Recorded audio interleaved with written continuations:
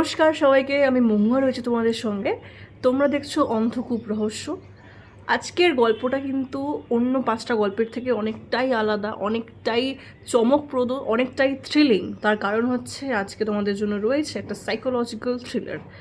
আজকের গল্পটা শুনতে শুনতে তোমরা আমাদেরই মতো, আমরা যখন কাজ করছিলাম আমাদের মনেও অনেক প্রশ্ন আসছিল, আমাদের মনেও অনেক মিস্ট্রি সলভ করছিলাম। আমরা কাজটা করার পরেও, গল্পটা ফাইনাল আউটপুটটা শোনার পরেও আমাদের মনে অনেকটা সময় ধরে একটা ঘোর কাজ করছিল। আমরা সেই ঘোর থেকে বেরোতে পারছিলাম না। তো আমরা আশা করছি তোমাদেরও তাই হবে। গল্পটা শেষ অবধি শোনার পর তোমাদেরও একটা ভীষণ অনেক প্রশ্ন থাকবে, অনেক মিস্ট্রি তোমরা সলভ করবে, একটা ঘোরের মধ্যে তোমরা চলে যেতে পারো। এমনই একটা ভালো গল্প আজকে তোমাদের জন্য আমরা নিয়ে এসেছি। আশা করছি খুব ভালো লাগবে। তো গল্পটার নাম হচ্ছে অন্ধকারে তিথি, লিখেছে সুস্মিতা গোস্বামী। শহরের কোলাহল থেকে একটু দূরে, লেকের ধারে, অনির্বাণের এই ডুপ্লেক্স বাড়িটা যেন একাকিত্বের এক জীবন্ত ইস্তেহার। রাত তখন প্রায় 11:30। ড্রয়িং রুমের বিশাল কাঁচের জানালার বাইরে অন্ধকারটা জমাট বেঁধে আছে। বৃষ্টির সম্ভাবনা নেই, কিন্তু গুমোট একটা ভাব বাতাসে। অনির্বাণ হাতে একটা কাঁচের গ্লাসে আইস কিউবগুলোকে নাড়াচ্ছে। বরফ আর কাঁচের ঠোকাঠুকিতে যে শব্দটা হচ্ছে সেটা এই নিস্তব্ধতায় অদ্ভুতভাবে কর্কশ শোনায়। অনির্বাণ একজন আর্কিটেক্ট। এই বাড়িটা সে নিজেই ডিজাইন করেছিল। অন্ধকার আর আলোর এক অদ্ভুত খেলা। কিন্তু এখন এই বাড়ির প্রতিটা কোণ তাকে গিলে খেতে আসে। গত 6 মাসে তার জীবন থেকে আলো শব্দটা মুছে গেছে। মৃন্ময়ী নিখোঁজ হওয়ার পর থেকে এই বিশাল বাড়িতে সে আর তার ছায়া ছাড়া আর কেউ নেই। পুলিশের খাতায় মৃন্ময়ী স্রেফ একটা মিসিং পারসন ফাইল, কিন্তু অনির্বাণের কাছে সে তার অস্তিত্বের অর্ধেক। একটা মানুষ কিভাবে বাষ্পের মতো উড়ে যেতে পারে? কোনো ধস্তাধস্তি নেই, কোনো রক্তপাত নেই, আলমারির টাকা গয়না সব অক্ষত, শুধু মৃন্ময়ী নেই। অনির্বাণ সোফায় হেলান দিয়ে চোখ বুঝল। অমনি তার নাকে ভেসে এলো সেই পরিচিত সুগন্ধি, মিডনাইট জ্যাসমিন। মৃন্ময়ী এটা খুব পছন্দ করত। অনির্বাণের মনে হলো ঠিক তার ঘাড়ের কাছে কেউ নিঃশ্বাস ফেলল। চট করে পেছন ফিরে চোখ মেলল সে, কিন্তু দেখল কেউ নেই। ঘর শূন্য। এয়ার কন্ডিশনারের মৃদু একটা গুনগুন শব্দ ছাড়া আর কিচ্ছু নেই। মৃন্ময়ী? অনির্বাণ খুব নিচু স্বরে ডাকল। তার নিজের গলার স্বর নিজের কানেই কেমন অচেনা ঠেকল। হঠাৎ করে ওপরের তলার করিডোরে কারোর হাঁটার শব্দ পাওয়া গেল। ঠক ঠক ঠক, যেন হিলতলা জুতো পরে কেউ খুব ধীর পায়ে হেঁটে যাচ্ছে। অনির্বাণের শরীরের প্রতিটা রোম খাড়া হয়ে উঠল। তার বাড়িতে সে ছাড়া আর কেউ নেই। সদর দরজা ভেতর থেকে তালা বন্ধ। তাহলে ওপরতলায় কে? সে গ্লাসটা টেবিলে রাখল। বরফ গলে জল হয়ে গেছে। সে সোজা সিঁড়ির দিকে পা বাড়ালো। তার পায়ের তলায় কাঠের মেঝেটা ঈষৎ মচমচ করে উঠছে। সিঁড়ি দিয়ে ওপরে ওঠার সময় তার মনে হলো কেউ ওপর থেকে তার দিকে তাকিয়ে আছে, কিন্তু রেলিং ধরে ওপরে তাকাতেই দেখল শুধু অন্ধকার। মাস্টার বেডরুমের দরজাটা আধ খোলা। অনির্বাণ দরজার সামনে গিয়ে দাঁড়ালো। ঘরের ভেতরে অন্ধকার হলেও রাস্তার স্ট্রিট লাইটের আবছা আলো জানলা দিয়ে ভেতরে এসে পড়েছে। খাটের ওপরে চাদরটা পরিপাটি করে পাতা। ড্রেসিং টেবিলের সামনে কেউ বসে আছে বলে তার মনে হলো। একটা আবছা অবয়ব। কে? অনির্বাণ চেঁচিয়ে উঠল। সাথে সাথে অবয়বটা মিলিয়ে গেল। সে দ্রুত ঘরের আলো জ্বালালো। কেউ নেই, কিন্তু ড্রেসিং টেবিলের আয়নার দিকে তাকাতেই তার রক্ত হিম হয়ে গেল। আয়নার উপরে বাষ্প জমে আছে, আর সেই বাষ্পের ওপরে কেউ আঙুল দিয়ে লিখেছে, ফিরে আসছে, ফিরে আসছে। অনির্বাণ স্তম্ভিত হয়ে দাঁড়িয়ে রইল। তার কপালে ঘাম জমেছে। এই ঘরে এসি চলছে, বাষ্প আসবে কোত্থেকে? আর লিখলই বা কে? সে কি পাগল হয়ে যাচ্ছে? ডক্টর সান্যাল বলেছিলেন ট্রমার কারণে হ্যালুসিনেশন হতে পারে, কিন্তু এই লেখাটা, এটাও কি মনের ভুল? সে সে টলতে টলতে বাথরুমে গেল মুখে জল দিতে। বেসিনের আয়নায় নিজের মুখটা দেখে নিজেরই ভয় হলো ওর। চোখের নিচে কালি অবিন্যস্ত দাঁড়িয়ে। ঠিক সেই মুহূর্তে কলিং বেলটা বেজে উঠল। মধ্যরাতের এই স্তব্ধতা ছিঁড়ে কলিং বেলের শব্দটা যেন চাবুকের মতো আছড়ে পড়ল। অনির্বাণ ঘড়ির দিকে তাকালো। রাত 12:10। এই সময় কে আসবে? পুলিশ নাকি সেই ছায়া মানবী? অনির্বাণ নিচে নেমে এলো। বুকটা দুরু দুরু করছে। সে ইন্টারকমের স্ক্রিনে তাকালো। বাইরে একজন নারী দাঁড়িয়ে আছে।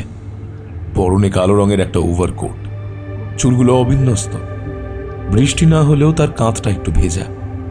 মুখটা ঠিক চেনা যাচ্ছে না। সে বলছে, দরজাটা খুলবেন প্লিজ, বাইরে প্রচুর বৃষ্টি পড়ছে। অনির্বাণ মনে দ্বিধা নিয়ে কাঁপা হাতে দরজা খুলল। দরজা খোলার সাথে সাথেই এক ঝাপটা হাওয়া ঘরের ভেতরে ঢুকে পড়ল। আর সেই হাওয়ার সাথে ভেসে এলো তীব্র সেই সুগন্ধি, মিডনাইট জ্যাসমিন। বাইরে দাঁড়িয়ে থাকা নারীটি মাথা তুলল। তার চোখ দুটো অদ্ভুতভাবে উজ্জ্বল। সে ঠোঁটে খুব হালকা একটা হাসি ফুটিয়ে তুলল। অনির্বাণ, আমাকে চিনতে পারছো না? আমি তিথি, মৃন্ময়ীর বন্ধু। ও কি বাড়িতে নেই? অনির্বাণ কথা বলতে ভুলে গেল। এই মেয়েটির গলার স্বর, কথা বলার ভঙ্গি সব যেন ঠিক মৃন্ময়ীর মতো। কিন্তু সবচাইতে ভয়ঙ্কর বিষয় হলো তিথির গলার ঠিক নিচে একটা ছোট তিল আছে, যা হুবহু মৃন্ময়ীর তিলের মতো একই জায়গায়। অনির্বাণ অস্ফুট স্বরে বলল, মৃন্ময়ী তো ও তো বাড়িতে নেই। তিথি এক পা রেখে ভেতরে ঢুকল। অনির্বাণকে পাশ কাটিয়ে সোজা ড্রয়িং রুমে গিয়ে বসল। যেন এই বাড়িটা তার খুব চেনা। সে সোফার উপরে হাত রেখে বলল, জানি ও বাড়িতে নেই। আমি তো সেই জন্যই এলাম। ও আমাকে বলেছিল যে ও চলে গেলে তুমি খুব একা হয়ে যাবে। অনির্বাণের মাথায় যেন কেউ হাতুড়ি মারছে। মৃন্ময়ী জানতো সে চলে যাবে।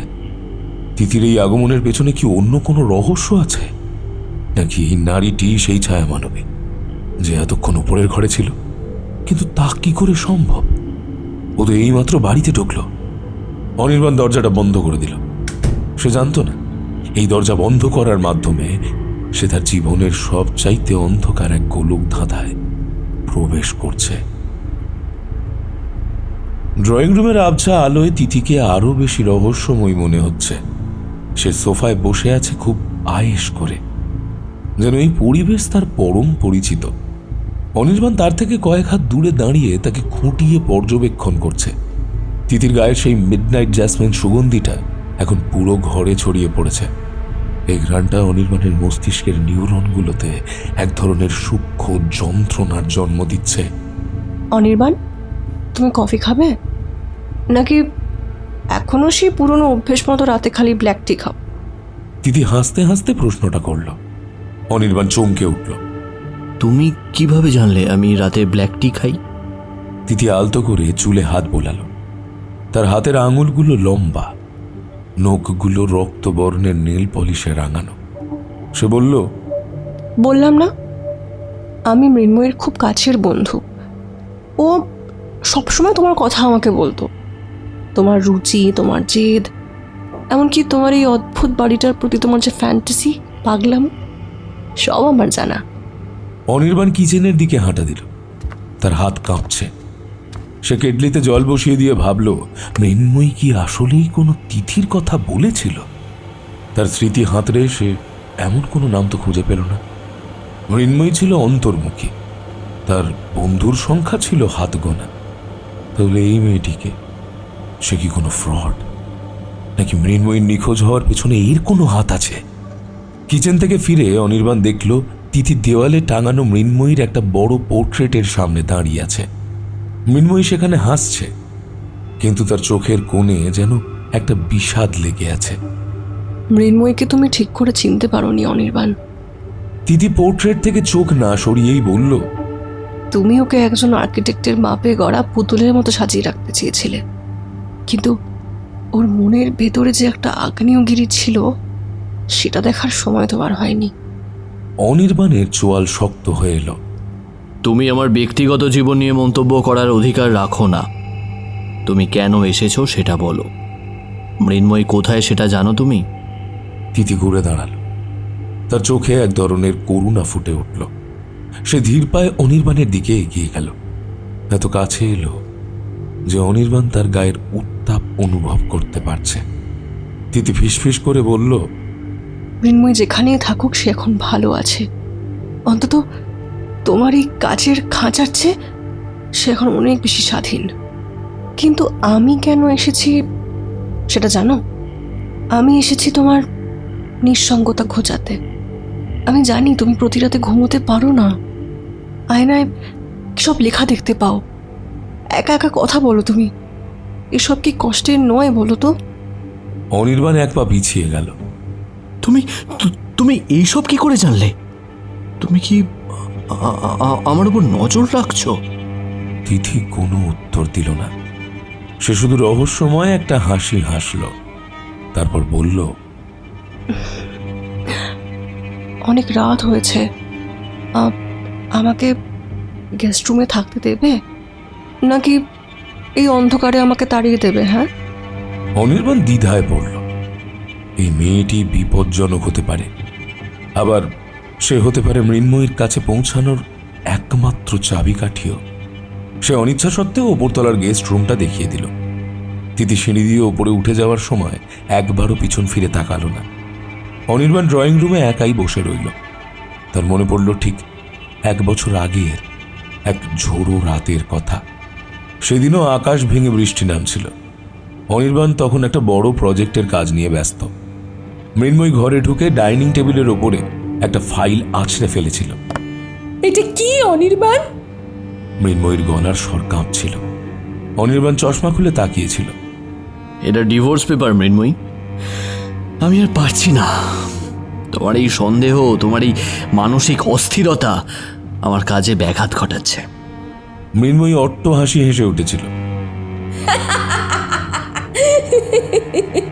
মানসিক অস্থিরতা নাকি তুমি অন্য কাউকে তোমার এই আর্কিটেকচারাল মাপে জায়গা দিতে চাইছো? হ্যাঁ, আমি জানি অনির্বাণ, তোমার ওই নতুন অ্যাসিস্ট্যান্টের সাথে তোমার ঠিক কি চলছে।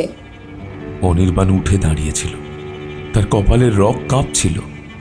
চুপ করো মৃন্ময়ী, তুমি অসুস্থ, তোমার চিকিৎসা দরকার। মৃন্ময়ী চিৎকার করে বলেছিল, আমি অসুস্থ নই, আমি শুধু তোমার আসল চেহারাটা দেখে ফেলেছি। মনে রেখো অনির্বাণ, এই বাড়িটা তুমি বানিয়েছো ঠিকই, কিন্তু এর দেওয়ালে দেওয়ালে আমার অভিশাপ লেগে থাকবে। তুমি চাইলেই আমাকে মুছে ফেলতে পারবে না। সেদিন রাতে তাদের মধ্যে তীব্র ঝগড়া হয়েছিল। রাগের মাথায় অনির্বাণ মৃন্ময়ীর হাত ধরে হ্যাঁচকা টান দিয়েছিল। মৃন্ময়ী গিয়ে পড়েছিল ড্রেসিং টেবিলের কাঁচের উপরে। কাঁচটা ভেঙে চৌচির হয়ে গিয়েছিল। মৃন্ময়ীর কপাল ফেটে রক্ত গড়িয়ে পড়েছিল তার সাদা কামিজের উপরে। সেই লাল রক্ত আর সাদা কাপড়ের বৈপরীত্য অনির্বাণের স্মৃতিতে আজও চলচল করছে। তারপর কি হয়েছিল?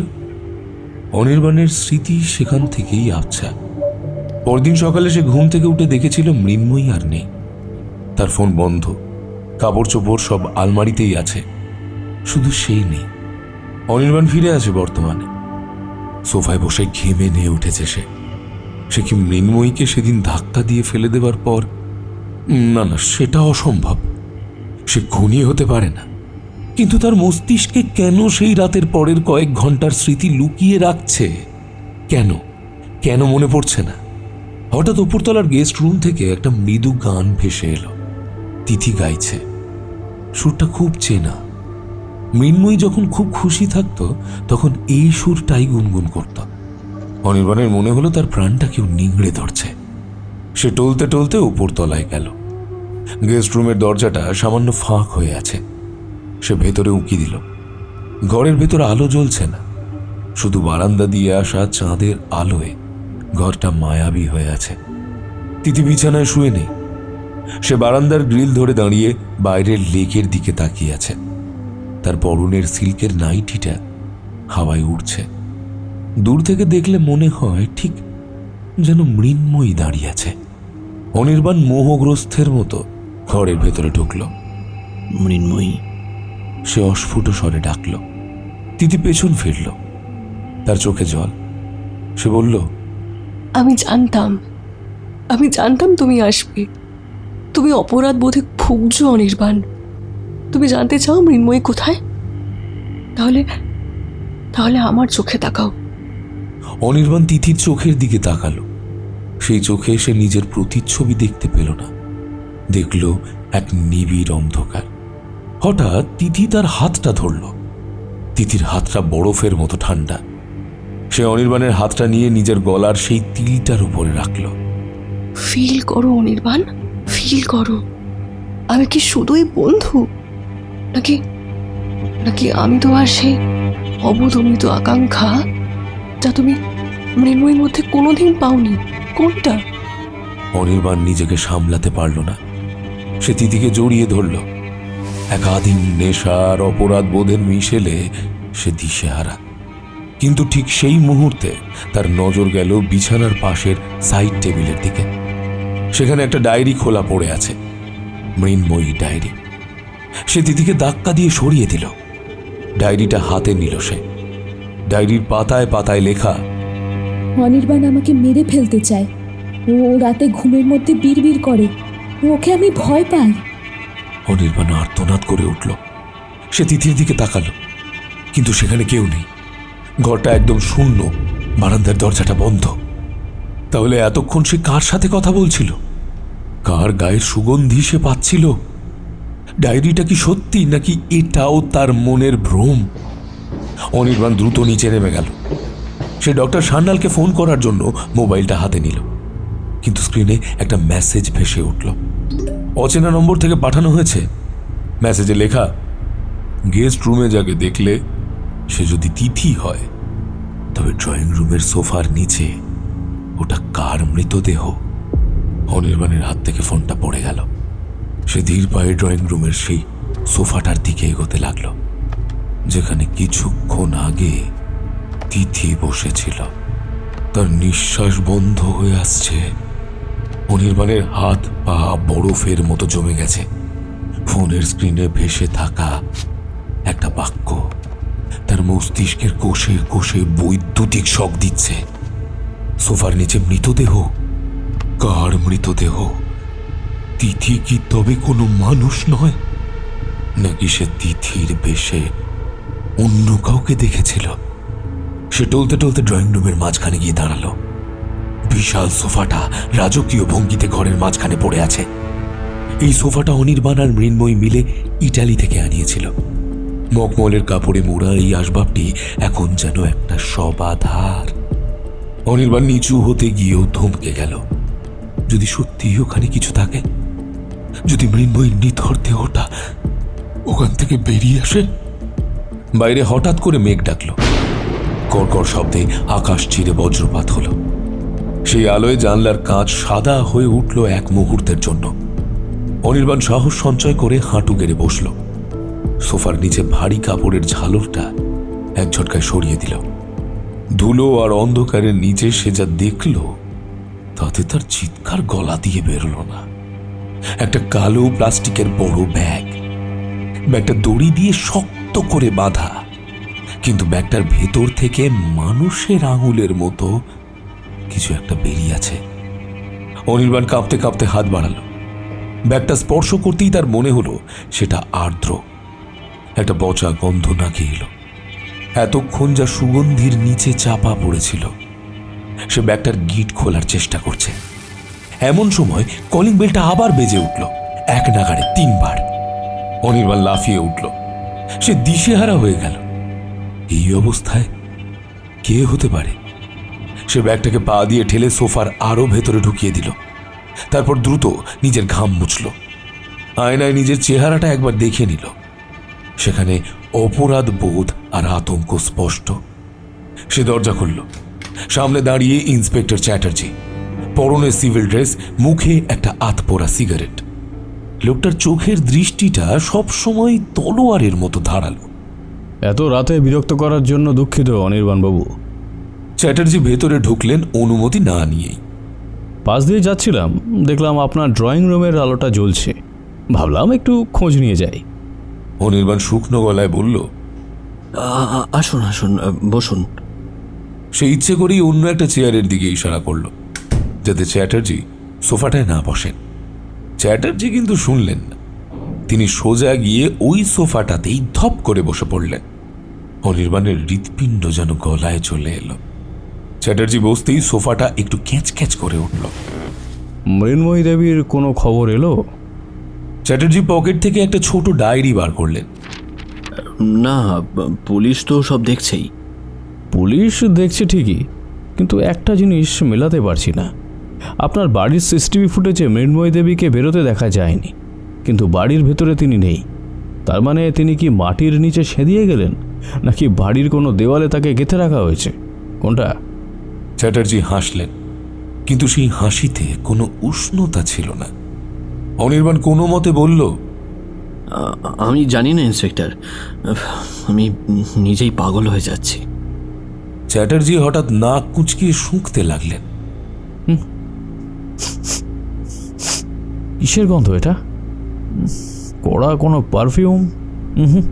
পারফিউম তো এমন নয়, এ তো অন্য কিছু মনে হচ্ছে। অনির্বাণ তোতলাতে শুরু করল। না মানে ওই ওই মিড নাইট জেসমিন আসলে মৃন্ময়ীর খুব প্রিয় ছিল তো, তাই ঘরটা ওভাবেই রেখেছি। চ্যাটার্জি হঠাৎ নিচু হয়ে সোফার নিচে কিছু একটা খুঁজতে লাগলেন। আমার লাইটারটা মনে হয় পড়ে গেল। অনির্বাণের মনে হলো সে এক্ষুনি জ্ঞান হারাবে। সে দ্রুত টেবিল থেকে একটা লাইটার এগিয়ে দিল। এই নিন আমারটা। চ্যাটার্জি থামলেন। তিনি অনির্বাণের চোখের দিকে তাকিয়ে রইলেন কয়েক সেকেন্ড। আপনি খুব ঘামছেন অনির্বাণ বাবু। এসি চলছে তাও? ডক্টর সান্যালের সাথে কথা বলছেন নিয়মিত? হ্যাঁ, কথা হচ্ছে। চ্যাটার্জি উঠে দাঁড়ালেন। ভালো, তবে একটা কথা মনে রাখবেন, সত্যিটা বেশি দিন কিন্তু চাপা থাকে না। কাঁচের দেওয়ালে আপনি যতই রং করুন, রোদ পড়লে ভেতরটা দেখা যাবেই। চ্যাটার্জি চলে যাওয়ার পরে অনির্বাণ দরজা দিয়ে পিঠ ঠেকিয়ে মেজের ওপর বসে পড়ল। তার সারা শরীর থরথর করে কাঁপছে। সে কি এখন পুলিশকে ফোন করবে? কিন্তু ব্যাগের ভেতর যদি মৃন্ময়ী থাকে, তবে পুলিশ তাকেই প্রথম গ্রেফতার করবে। অথচ সে জানে না এই ব্যাগ এখানে কে আনলো। তিথি কি তবে এই ব্যাগটা রেখে গেছে? সে আবার সোফার কাছে গেল। এবার সে মরণপণ জেদ নিয়ে ব্যাগটা টেনে বার করে আনলো ড্রয়িং রুমের মাঝখানে। ব্যাগটার দড়ি ছিঁড়ে ফেলল সে। ভেতরে যা দেখল তাতে তার মাথা ঘুরে গেল। ব্যাগটার ভেতরে কোনো মানুষের শরীর নেই। সেখানে ঠাসা আছে মৃন্ময়ীর সব শাড়ি, তার গয়নার বাক্স, আর একটা রক্ত মাখা বড় ছুরি। আর সবচাইতে আশ্চর্যের বিষয় হলো ব্যাগের তলায় একটা চিরকুট। তাতে লেখা, তুমি যেটা খুঁজছো সেটা ড্রয়িং রুমে নেই, ওপর তলার স্টোর রুমে গিয়ে দেখো। ইতি, তিথি। অনির্বাণ পাগলের মতো হাসতে শুরু করল। এটা কি কোনো খেলা? কে খেলছে এই খেলা? তিথি কি কোনো প্রেতাত্মা, নাকি মৃন্ময় নিজেই লুকিয়ে থেকে তাকে পাগল বানাচ্ছে? সে ছুরিটা হাতে তুলে নিল। ছুরির হাতলটা ধরতেই তার মাথায় একটা তীব্র বিদ্যুৎ খেলে গেল। তার মনে পড়ে গেল সেই ঝোড়ো রাতের কথা। মৃন্ময়ী যখন ড্রেসিং টেবিলের আয়নায় ধাক্কা খেয়ে পড়ে গিয়েছিল, তখন তার কপাল থেকে রক্ত বেরোচ্ছিল। অনির্বাণ তখন কিচেন থেকে এই ছুরিটাই নিয়ে এসেছিল। সে কি চেয়েছিল মৃন্ময়ীকে শেষ করে দিতে? স্মৃতির পর্দাগুলো ছিঁড়ে যাচ্ছে। সে দেখতে পাচ্ছে সে মৃন্ময়ীর দেহটা কাঁধে করে সিঁড়ি দিয়ে ওপরে নিয়ে যাচ্ছে। না, এটা সে হতে পারে না। সে একজন নামকরা আর্কিটেক্ট, সে খুনি নয়। সে সিঁড়ি দিয়ে দৌড়াতে শুরু করলো স্টোর রুমের দিকে। এই ঘরটা সবসময় বন্ধ থাকে। মৃন্ময়ীর বিয়ের ট্রাঙ্ক আর পুরনো আসবাব এখানে রাখা। স্টোর রুমের দরজার সামনে গিয়ে সে থামল। দরজার নিচ দিয়ে একটা গাঢ় লাল রঙের তরল গড়িয়ে বাইরে আসছে। সেটা রক্ত, টাটকা রক্ত। অনির্বাণ কাঁপা কাঁপা হাতে চাবি ঘোরালো। দরজা খুলতেই যে দৃশ্য দেখলো তাতে তার মেরুদণ্ড দিয়ে ঠান্ডা স্রোত বয়ে গেল। ঘরের মাঝখানে একটা চেয়ারে কেউ বসে আছে। তার পরনে তিতির সেই কালো ওভারকোট, কিন্তু মুখটা মৃন্ময়ীর। তার গলার নলিটা নিখুঁত ভাবে কাটা। রক্তের ধারা এখনো নামছে তার বুকে। কিন্তু সবচাইতে ভয়ঙ্কর বিষয় হলো ঘরের চারপাশের দেওয়ালে রক্ত দিয়ে বড় বড় করে অনির্বাণের নাম লেখা। আর সেই চেয়ারের পাশে দাঁড়িয়ে আছে তিথি। তার হাতে একটা ভিডিও ক্যামেরা। সে শান্ত গলায় বলল, স্মাইল অনির্বাণ, স্মাইল। তোমার জীবনের সেরা আর্কিটেকচারাল ডিজাইনটা তুমি আজকে বানালে। নিজের স্ত্রীর রক্ত দিয়ে যে এই শিল্পকর্ম করলে, এটা এটা দুনিয়াকে দেখাবে না? অনির্বাণ চিৎকার করে তিথির দিকে ঝাঁপিয়ে পড়ল, কিন্তু তিথির শরীরটা যেন বাতাসের তৈরি। অনির্বাণ তাকে স্পর্শ করতে পারল না। উল্টে সে মেঝের উপরে আছড়ে পড়ল। তার হাতের ছুরিটা নিজেরই পেটের কাছে বিঁধে গেল অল্পের জন্য। তিথি হেসে উঠল। সেই হাসিটা মৃন্ময়ীর হাসির মতো শোনাল। অনির্বাণ, তুমি কি জানো না তিথির কোনো অস্তিত্ব নেই? তিথি হলো তোমার সেই পাপ বোধ যা রূপ নিয়ে তোমার সামনে এসেছে। আর এই যে লাশটা দেখছো, এটা মৃন্ময়ী নয়, এটা হলো তোমার বিবেক। অনির্বাণ চোখ কচলাল। হঠাৎ দেখল চেয়ারটা খালি, কোনো লাশ নেই, কোনো রক্ত নেই, শুধু দেওয়ালের গায়ের বৃষ্টির জল চুইয়ে পড়ছে। সে কি পুরোপুরি পাগল হয়ে গেছে? সে পকেট থেকে ফোনটা বার করলো সেই মেসেজটা আবার দেখতে, কিন্তু ইনবক্স খুলে দেখলো সেখানে কোনো মেসেজ নেই, কোনো নাম্বার নেই। ঠিক সেই মুহূর্তে স্টোর রুমের কোণ থেকে একটা শব্দ ভেসে এলো। কেউ যেন ডুকরে কেঁদে উঠল। শব্দটা আলমারির পেছন থেকে আসছে। অনির্বাণ অতি কষ্টে উঠে দাঁড়ালো। সে আলমারিটা সরালো।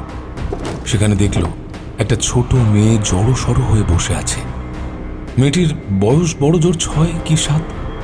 তার মুখটা অনির্বাণের খুব চেনা। অনির্বাণ অস্ফুট স্বরে বলল, পিউ, মা, তুমি এখানে কিভাবে এলে? পিউ অনির্বাণের দিকে তাকালো। তার চোখে জল। সে ফিসফিস করে বলল, ও বাবা, বাবা, মা তো ওই বাগানের গর্তে শুয়ে আছে। বাবা, তুমি কেন মাকে মাটি দিয়ে ঢেকে দিলে? মা যে আর নিঃশ্বাস নিতে পারছে না বাবা। অনির্বাণের পায়ের নিচ থেকে মাটি সরে গেল। তার মানে পিউ সব দেখেছে। সে কি তার নিজের মেয়েকেও ভুলিয়ে দিতে চেয়েছিল এই নির্মম সত্যটা? স্টোর রুমের ভ্যাবসা ঘুমোট বাতাসে পিউয়ের কান্নার শব্দটা যেন তপ্ত সীসার মতো অনির্বাণের কানে বাজছে। পিউ তার একমাত্র মেয়ে, যাকে সে মাসখানেক আগে হস্টেলে পাঠিয়ে দিয়েছিল বলে নিজের মনকে বিশ্বাস করিয়েছিল। কিন্তু পিউ হস্টেলে যায়নি। সে এই বাড়িরই কোনো এক অন্ধকার কোণে এতদিন আত্মগোপন করেছিল। নাকি অনির্বাণের মস্তিষ্ক তাকেও একটা নতুন চরিত্রে রূপান্তর করেছে? পিউ, মা, তুই এখানে কেন? অনির্বাণ থর থর করে কাঁপতে কাঁপতে মেয়েটির সামনে হাঁটু গেড়ে বসল। পিউয়ের শরীরটা ধুলো মাখা, চোখ দুটো রক্তবর্ণ। সে অনির্বাণের দিকে এমন এক দৃষ্টিতে তাকালো যা কোনো 7 বছরের শিশুর হতে পারে না। সেই দৃষ্টিতে ছিল ঘৃণা এবং এক অদ্ভুত বিচারকের কাঠিন্য। সে আঙুল উঁচিয়ে জানলার বাইরের বাগানের সেই অন্ধকার কোণটা দেখালো, যেখানে একটা বিশাল রেইন ট্রি গাছ ডালপালা মেলে ভূতের মতো দাঁড়িয়ে আছে। তুমি মাকে ওখানে রেখে দিয়ে এসেছো বাবা। মা বলছিল, জানো, মা বলছিল মায়ের খুব ঠান্ডা লাগছে। তুমি কেন মায়ের ওপর অত মাটি দিলে বাবা? পিউয়ের কণ্ঠস্বরটা ঘরের দেওয়ালে ধাক্কা খেয়ে প্রতিধ্বনিত হতে লাগলো। অনির্বাণ 2 হাত দিয়ে নিজের কান চেপে ধরল। না, আমি কিচ্ছু করিনি, আমি কিছু করিনি। মৃন্ময়ী আমাকে ছেড়ে চলে গেছে। ও ডিভোর্স চেয়েছিল, ও অন্য কারোর সাথে। তুমি মিথ্যে বলছো। পিউ চিৎকার করে উঠল। তার গলার স্বর হঠাৎ করেই তিথির মতো গম্ভীর হয়ে গেল। তুমি নিজের অপরাধ ঢাকতে মাকে কলঙ্কিত করেছো। তুমি তো আর্কিটেক্ট, তাই না?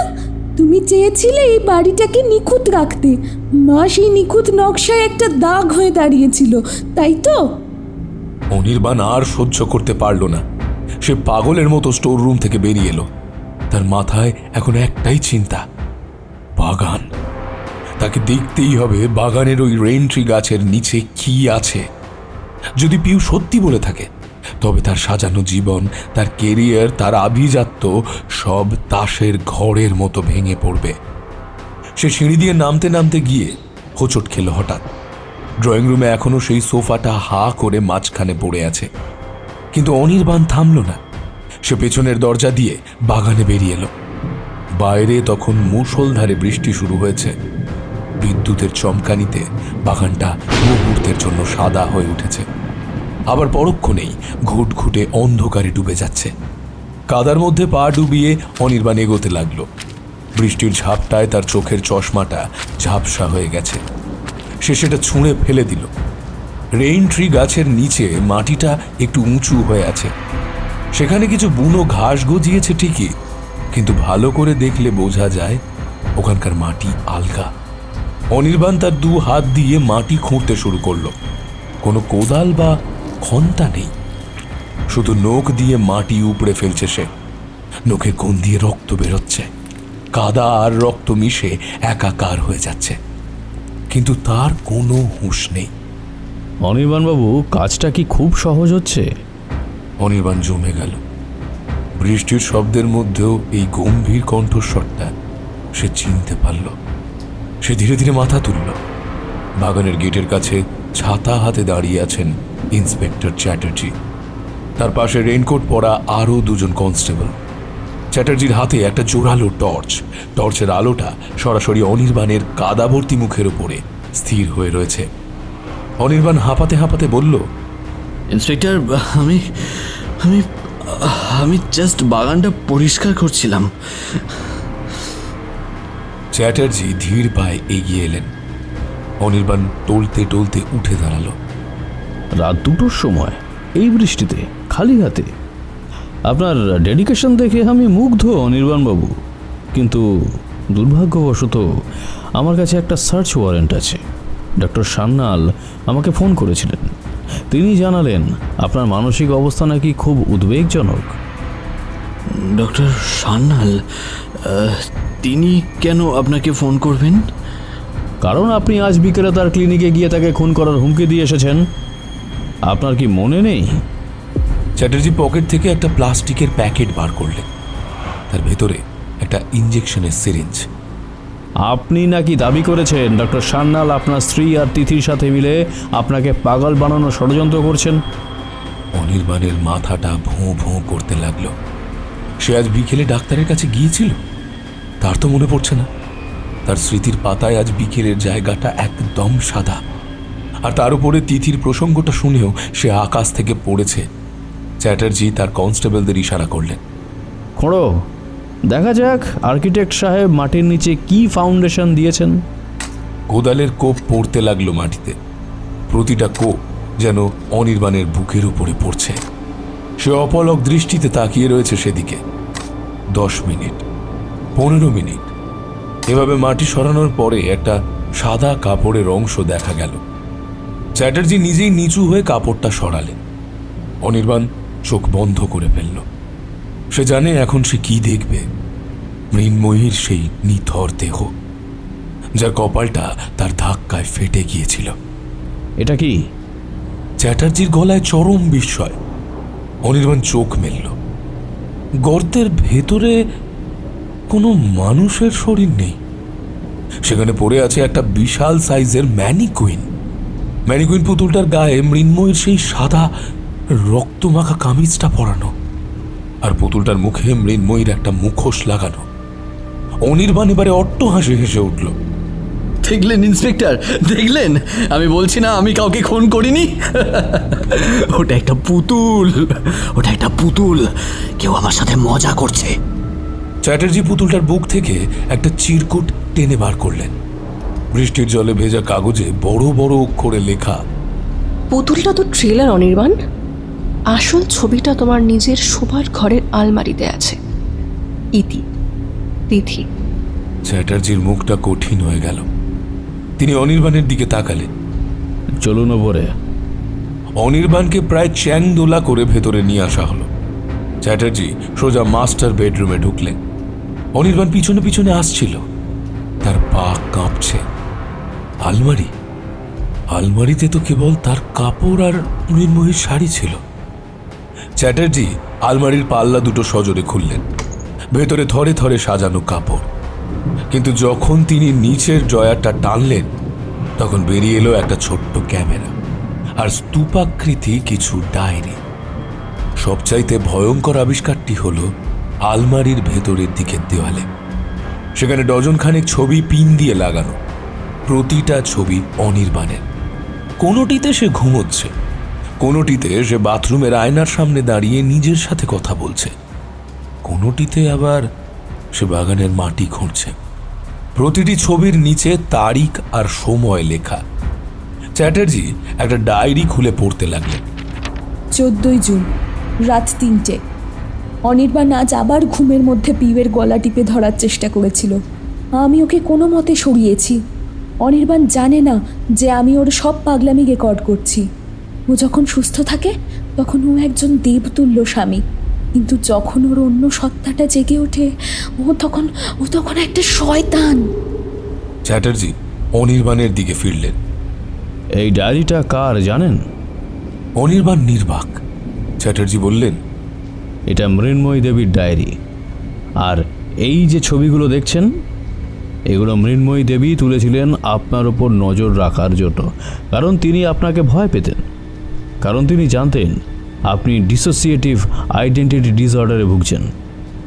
অনির্বাণ অস্ফুট স্বরে বলল, তাহলে তিথিকে? চ্যাটার্জি দীর্ঘশ্বাস ফেললেন। তিথি হলো আপনার তৈরি করা একটা কাল্পনিক রক্ষাকর্তা। যখন আপনি মৃন্ময়ীকে অত্যাচার করতেন তখন আপনার মস্তিষ্ক তিথি হয়ে আপনার প্রতিবাদ করত। আপনি নিজেই তিথি সেজে নিজেকে মেসেজ পাঠাতেন, নিজেই ড্রেসিং টেবিলের আয়নায় লিখতেন। কিন্তু লাশ? পিউ বলছিল বাগান। চ্যাটার্জি কনস্টেবলকে বললেন পিউকে নিয়ে আসতে। কনস্টেবল যখন পিউকে নিয়ে এলো, অনির্বাণ দেখল পিউ নয়, সেটা একটা পুরনো রেডিও, যেখান থেকে পিউয়ের রেকর্ড করা কান্নার আওয়াজ বাজছিল। চ্যাটার্জি বলেন, পিউ হোস্টেলে আছে অনির্বাণবাবু। আমি নিজেই আজ রাতে তার সাথে ফোনে কথা বলেছি। কিন্তু মৃন্ময়ী দেবী, তিনি হস্টেলে যাননি, তিনি এখনও নিখোঁজ। অনির্বাণ পাগলের মতো হাসতে হাসতে মেঝেতে বসে পড়ল।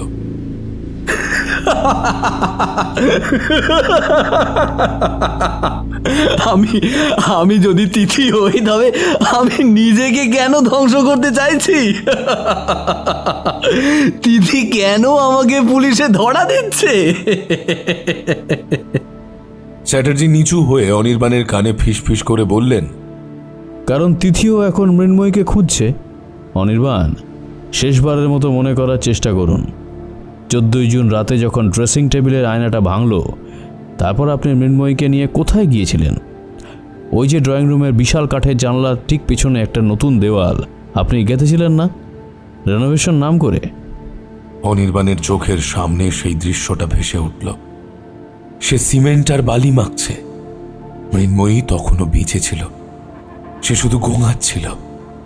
অনির্বাণ খুব যত্নে তাকে সেই কাঁচের দেওয়ালের পিছনের ওই ফাঁকা জায়গাটায় শুইয়ে দিয়েছিল। তারপর ইটের ওপর ইট বসিয়ে চিরকালের মতো বন্ধ করে দিয়েছিল সেই চিৎকার। অনির্বাণ দেওয়ালের দিকে তাকাল। সেই সাদা দেওয়ালটা যেন এখন স্বচ্ছ হয়ে উঠেছে। তার ওপার থেকে মৃন্ময়ী তাকে ডাকছে। ইন্সপেক্টর চ্যাটার্জি যখন কনস্টেবলদের নিয়ে হাতুড়ি আনার নির্দেশ দিচ্ছিলেন, অনির্বাণ তখন মাস্টার বেডরুমের বারান্দার রেলিং ধরে দাঁড়িয়েছিল। তার মনে হচ্ছিল আকাশটা ভেঙে তার মাথার উপরে পড়বে। নিচে পুলিশি তৎপরতা, টর্চের আলোর নাচানাচি, সবই তার কাছে অর্থহীন মনে হচ্ছে। হঠাৎ তার ঘাড়ের কাছে সেই পরিচিত তপ্ত নিঃশ্বাস, সেই মিডনাইট জ্যাসমিনের সুগন্ধে। পালাবে অনির্বাণ? তিথির কণ্ঠস্বরটা এবার অনেক বেশি গভীর, অনেক বেশি মোহময়ী। অনির্বাণ পিছনে ফিরে তাকালো। তিথি দাঁড়িয়ে আছে, তবে এবার তার গায়ে কোনো ওভারকোট নেই। তার পরনে পাতলা ফিনফিনে একটা সিল্কের রাত পোশাক, যা দিয়ে তার শরীরের প্রতিটা ভাঁজ স্পষ্ট ফুটে উঠছে। তার চোখে কোনো করুণা নেই, কেবল আছে এক আদিম আমন্ত্রণ।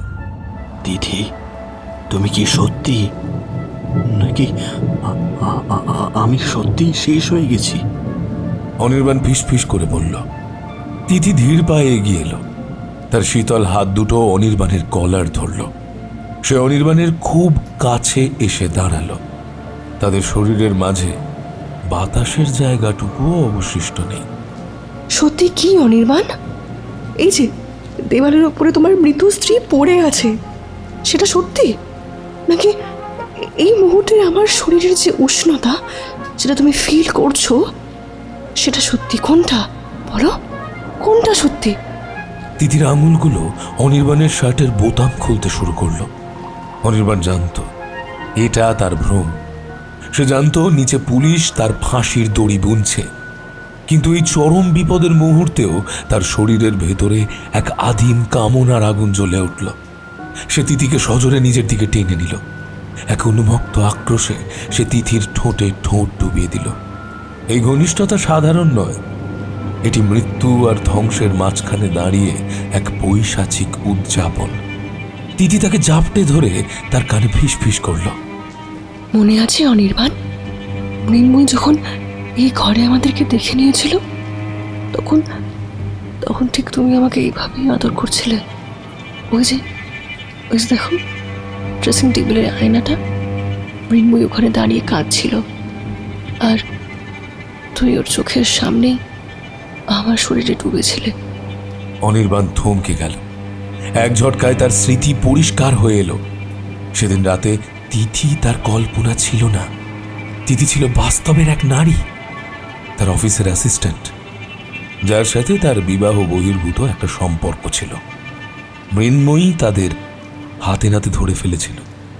সেদিন রাতে অনির্বাণ মৃন্ময়ীকে যখন ধাক্কা দিয়েছিল, তখন তিথি তাকে উৎসাহ দিয়েছিল। ওকে শেষ করে দাও অনির্বাণ, না হলে ও আমাদেরকে শান্তিতে থাকতে দেবে না। অনির্বাণের হাত কাঁপতে লাগলো। সে তিথির দিকে তাকালো।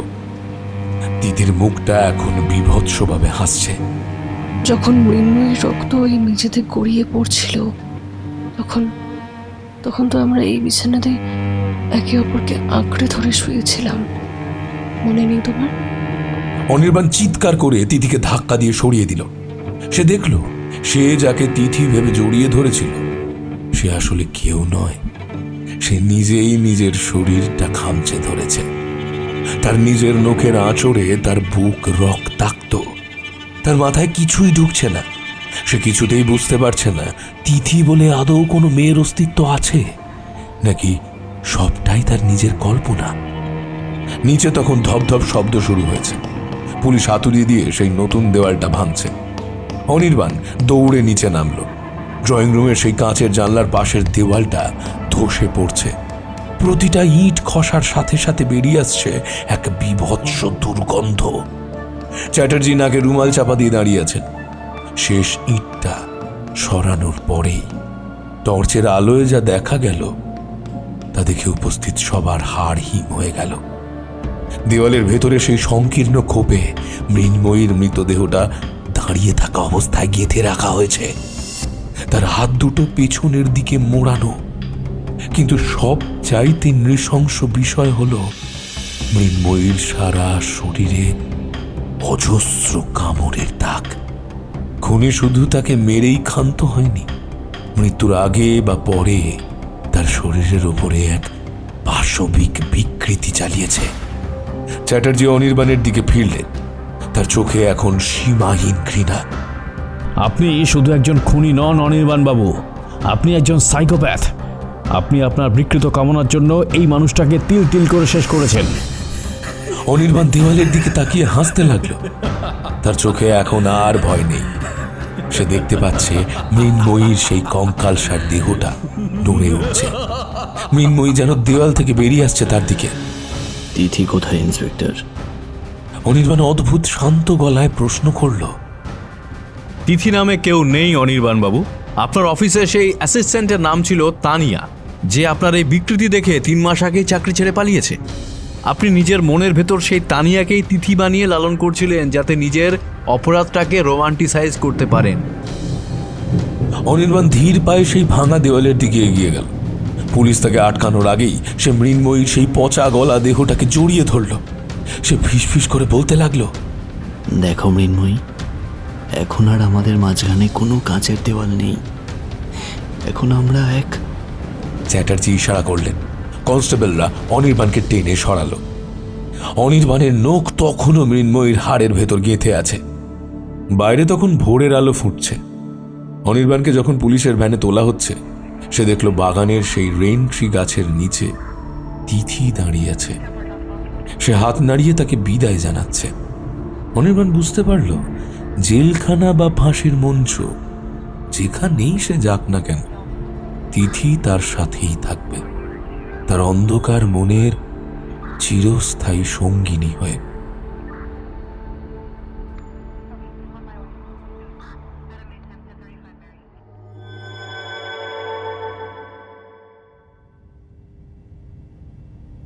থানার ইন্টারোগেশন রুমটা ছোট, কিন্তু এর নিস্তব্ধতা যেন কয়েক টন ওজনের মতো অনির্বাণের উপরে চেপে বসেছে। মাথার উপর একটা মাত্র সেকেলে বাল্ব জ্বলছে, যার মৃদু হলদেটে আলোয় চারপাশের দেওয়ালগুলোকেও অসুস্থ দেখাচ্ছে।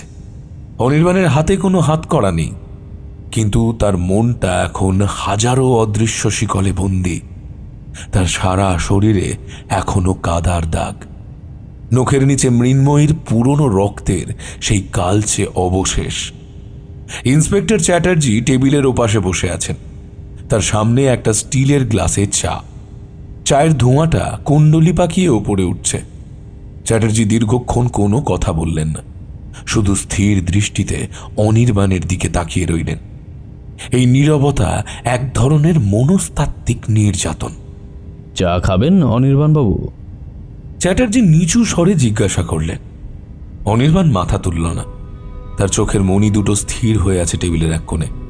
সে ফিসফিস করে বলল, তিথি কোথায়? ওকে আপনারা ধরেননি কেন? ও তো ওখানেই ছিল। চ্যাটার্জি একটা দীর্ঘশ্বাস ফেললেন। তিনি টেবিলের ওপরে রাখা একটা ফাইল খুললেন। তিথি নেই অনির্বাণবাবু। আপনার অফিসের সিসিটিভি ফুটেজ, আপনার কল রেকর্ড সব আমরা চেক করেছি।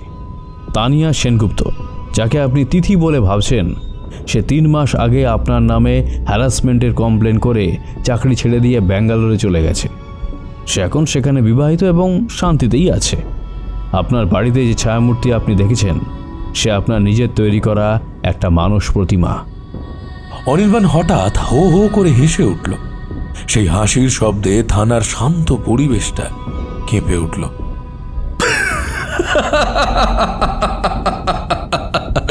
মানস প্রতিমা? তাহলে ওর ওই গায়ের ঘ্রাণ, হ্যাঁ, ও সেই স্পর্শ, ও যখন আমার শার্টের বোতাম খুলছিল, সেটাও কি আমার কল্পনা? আপনারা বুঝবেন না ইন্সপেক্টর, মৃন্ময়ী আমাকে ঘৃণা করত, আমাকে রিজেক্ট করত, কিন্তু তিথি আমাকে বুঝতো। ও আমাকে এই খুনের রাতে উৎসাহ দিয়েছিল। চ্যাটার্জি সামনের দিকে ঝুঁকে এলেন। তার চোখে এখন ধূর্ততা।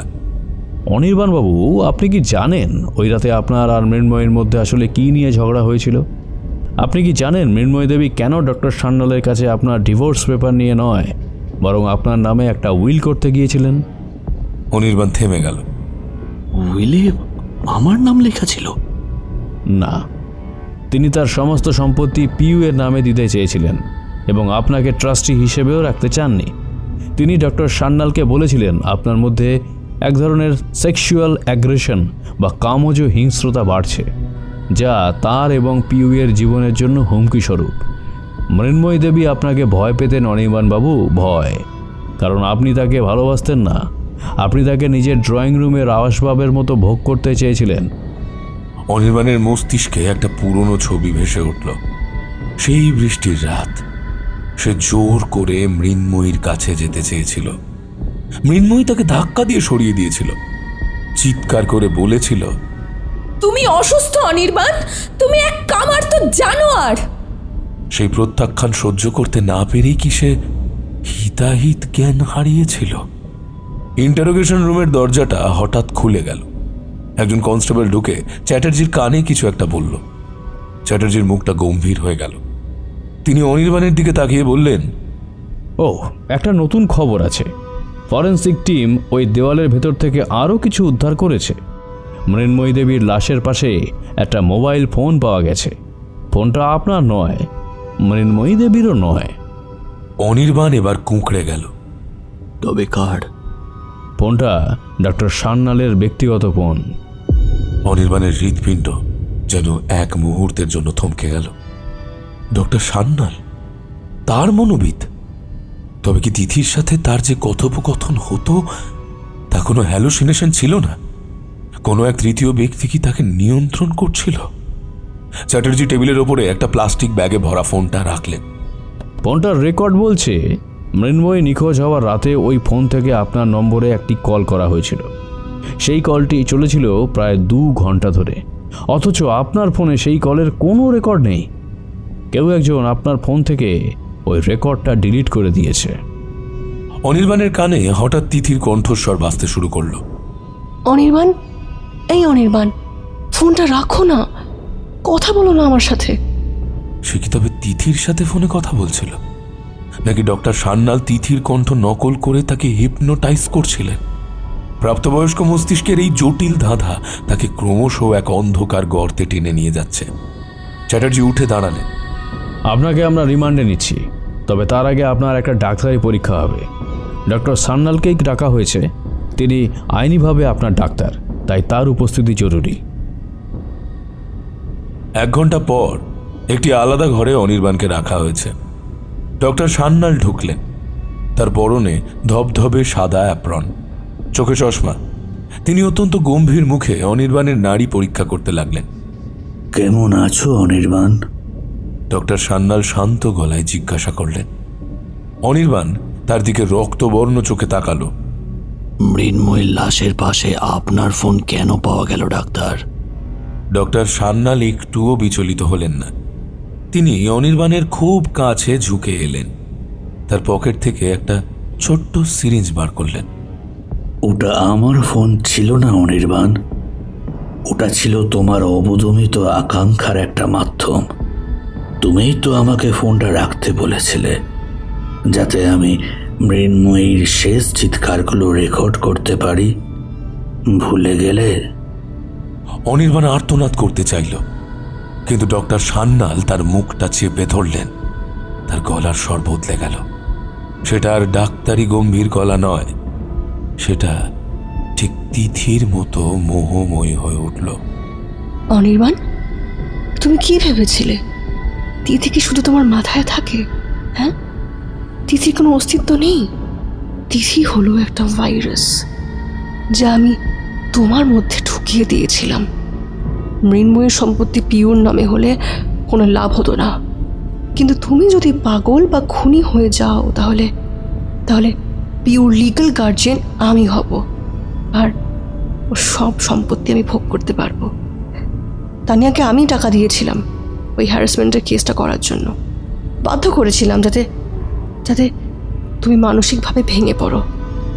অনির্বাণ নিঃশ্বাস নিতে পারছে না। ডক্টর সান্যালের হাত তার গলায় চেপে বসেছে। এখন তুমি পুলিশের কাছে বলবে যে তুমি মৃন্ময়ীকে তিলে তিলে কামড়ে মেরেছ, কারণ তোমার নখের নিচে যে টিস্যু পাওয়া গেছে তা মৃন্ময়ীর। তুমি খুনি অনির্বাণ, তুমি খুনি। আমি শুধু তোমার অবচেতন মনটাকে একটু উস্কে দিয়েছিলাম। অনির্বাণ দেখতে পাচ্ছে দেওয়ালের কোণে সেই ছায়ামূর্তি তিথি দাঁড়িয়ে হাসছে। তিথি আর ডক্টর সান্যাল যেন এক হয়ে যাচ্ছে। ডক্টর সান্যাল সিরিঞ্জটা অনির্বাণের হাতে ঢুকিয়ে দিলেন। এক তীব্র অবশ ভাব তার শরীরে ছড়িয়ে পড়তে লাগলো। সে বুঝতে পারল সে এক ভয়াবহ মাকড়সার জালে আটকে গেছে, যেখানে সে নিজেই নিজের শত্রু। চ্যাটার্জি কি পারবেন এই সূক্ষ্ম চক্রান্ত ধরতে, নাকি তাকেই বলির পাঁঠা হতে হবে? বাইরে চ্যাটার্জি কনস্টেবলকে বলছেন, ফোনটা ল্যাবে পাঠাও, সান্যালের ফিঙ্গারপ্রিন্ট চেক করা দরকার। আমার কেন জানি মনে হচ্ছে আমরা যা দেখছি তার চেয়েও ভয়ঙ্কর কিছু পর্দার আড়ালে ঘটছে। অনির্বাণ অন্ধকার ঘরে এলিয়ে পড়ল। তার কানে শেষবারের মতো তিথির কণ্ঠ বাজল। বিদায় অনির্বাণ, আমাদের মিলনের সময় শেষ। থানার সেই বিশেষ কক্ষের নিস্তব্ধতা এখন অনির্বাণের কাছে এক নরকীয় যন্ত্রণার মতো। ডক্টর সান্যাল তার ঘাড়ে যে ইঞ্জেকশনটা পুশ করেছেন তার প্রভাবে অনির্বাণের মস্তিষ্ক এখন এক ধরনের তন্দ্রাচ্ছন্ন অবস্থায়। সে তার চারপাশের জগৎকে দেখতে পাচ্ছে ঠিকই, কিন্তু নিজের শরীরের ওপরে তার কোনো নিয়ন্ত্রণ নেই। তার মনে হচ্ছে সে কাঁচের এক জেলের ভেতরে আটকে আছে, যেখান থেকে সে হাত পা ছুঁড়ছে, কিন্তু বাইরের কারো কানে তার আর্তনাদ পৌঁছাচ্ছে না। ডক্টর সান্যাল চেয়ার টেনে অনির্বাণের একদম মুখোমুখি বসলেন। তার চোখের চশমায় ঘরের নীলচে আলো প্রতিফলিত হয়ে এক ভৌতিক আবহ তৈরি করেছে। তিনি পকেট থেকে একটা ছোট পেন্ডুলামের মতো ঘড়ি বার করলেন। শোনো অনির্বাণ, সান্যালের গলা এখন তিথির সেই মোহময়ী স্বরের চেয়েও বেশি আচ্ছন্নকর। তুমি ক্লান্ত, তুমি এই অপরাধবোধের বোঝা আর বইতে পারছো না। তুমি চাও সব স্বীকার করে মুক্তি পেতে। মনে করে দেখো, মৃন্ময়ী যখন তোমাকে রিজেক্ট করেছিল তখন তুমি ওর গলার নলিটা কামড়ে ধরেছিলে। ওই রক্তটার স্বাদ কি তোমার মনে নেই? অনির্বাণ অস্ফুট স্বরে গোঙাতে লাগলো। তার অবচেতন মন বলছে সে এটা করেনি, কিন্তু সান্যালের হিপনোটিক কণ্ঠস্বর তার মস্তিষ্কের গভীরে এক নতুন স্মৃতি গেঁথে দিচ্ছে। মৃন্ময়ী তোমাকে জানোয়ার বলেছিল, তাই না? সান্যাল আরো ঝুঁকে এলেন। তাই তুমি জানোয়ারের মতোই ওকে ছিঁড়ে খেয়েছিলে। তুমিই তো তিথিকে বলেছিলে এই মৃতদেহটা দেওয়ালের ভেতর চিরকাল বন্দি থাকবে। তুমি তো চেয়েছিলে মৃন্ময়ীর সব স্মৃতি মুছে ফেলে তিথিকে নিয়ে ওই বাড়িতে রাজত্ব করতে। ঠিক এই সময় ইন্টারকমের কর্কশ আওয়াজে সান্যাল একটু বিরক্ত হলেন। চ্যাটার্জি ওপাশ থেকে বলছেন, ডাক্তারবাবু, পরীক্ষা শেষ হলো, আমাদের রিমান্ডের সময় শুরু হতে যাচ্ছে। সান্যাল শান্ত গলায় উত্তর দিলেন, হ্যাঁ ইন্সপেক্টর, পেশেন্ট এখন স্বীকারোক্তি দেওয়ার জন্য মানসিকভাবে প্রস্তুত, তবে ওর নার্ভ খুব দুর্বল, একটু সাবধানে জেরা করবেন। সান্যাল ঘর থেকে বেরিয়ে যাওয়ার আগে অনির্বাণের কানে ফিসফিস করে বললেন, মনে রেখো অনির্বাণ, যদি তুমি আমার নাম নাও তবে পিউয়ের অবস্থা মৃন্ময়ের চেয়েও খারাপ হবে। পিউ এখন আমার সেফ কাস্টডিতে আছে। অনির্বাণের চোখের কোণ দিয়ে এক ফোঁটা নোনা জল গড়িয়ে পড়ল। সে বুঝতে পারল ডক্টর সান্যাল শুধু তার মন নিয়ে খেলেননি, তিনি তার সর্বস্ব কেড়ে নিয়েছেন। চ্যাটার্জি আবার ঢুকলেন। এবার তার সাথে একজন ভিডিওগ্রাফার এবং একজন মহিলা কনস্টেবল। অনির্বাণকে সোজা করে বসানো হলো। তার চোখ দুটো এখন শূন্য, কোনো ভাবলেশ নেই তাতে। অনির্বাণবাবু, আপনি কি সজ্ঞানে স্বীকার করছেন যে মৃন্ময়ী দেবীর মৃত্যুর জন্য আপনিই দায়ী? চ্যাটার্জি রেকর্ডার অন করলেন। অনির্বাণ যান্ত্রিক গলায় বলল, হ্যাঁ, আমি মেরেছি। আমি ওকে সহ্য করতে পারছিলাম না। ও আমার কামনায় বাধা দিচ্ছিল। আমি তিথির কথা শুনে ওকে দেওয়ালে গেঁথে দিয়েছি। চ্যাটার্জি ভ্রু কুঁচকালেন। তিথির কথা শুনে? একটা অস্তিত্বহীন কাল্পনিক মানুষের কথা শুনে? না, ও কাল্পনিক নয়। তিথি আমার সব। ও আমার মুক্তি। ও আমার সেই কামনার অংশ যা মৃন্ময়ী কোনোদিন পূরণ করেনি। অনির্বাণের কথাগুলো শুনে ঘরে উপস্থিত সবার মনেই এক ধরনের ঘেন্না আর শিহরণ খেলে গেল।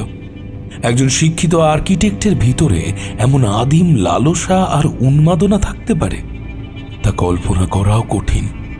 কিন্তু ডক্টর সান্যালের ফোনটা ওখানে কি করছিল? চ্যাটার্জি হঠাৎ প্রশ্নটা ছুঁড়ে দিলেন। অনির্বাণ কয়েক সেকেন্ড চুপ করে রইল। সান্যালের সেই হুমকি তার কানে বাজছে। সে কাঁপতে কাঁপতে বলল, ওটা আমি চুরি করেছিলাম। আমি সান্যালকে ফাঁসাতে চেয়েছিলাম যদি কোনোদিন ধরা পড়ি। চ্যাটার্জি হাসলেন। তিনি ডায়েরিতে কিছু একটা নোট করলেন। চমৎকার গল্প সাজিয়েছেন তো অনির্বাণবাবু, বাবা। কিন্তু মুশকিল হলো, ডক্টর সান্যাল দাবি করছেন তার ফোনটা গত 7 দিন ধরে হারিয়ে গেছে এবং তিনি থানায় ডায়েরিও করেছেন। আপনি কি জানতেন মৃন্ময়ী যখন মারা যান তখন সান্যালবাবু একটা সেমিনারে কলকাতায় বাইরে ছিলেন?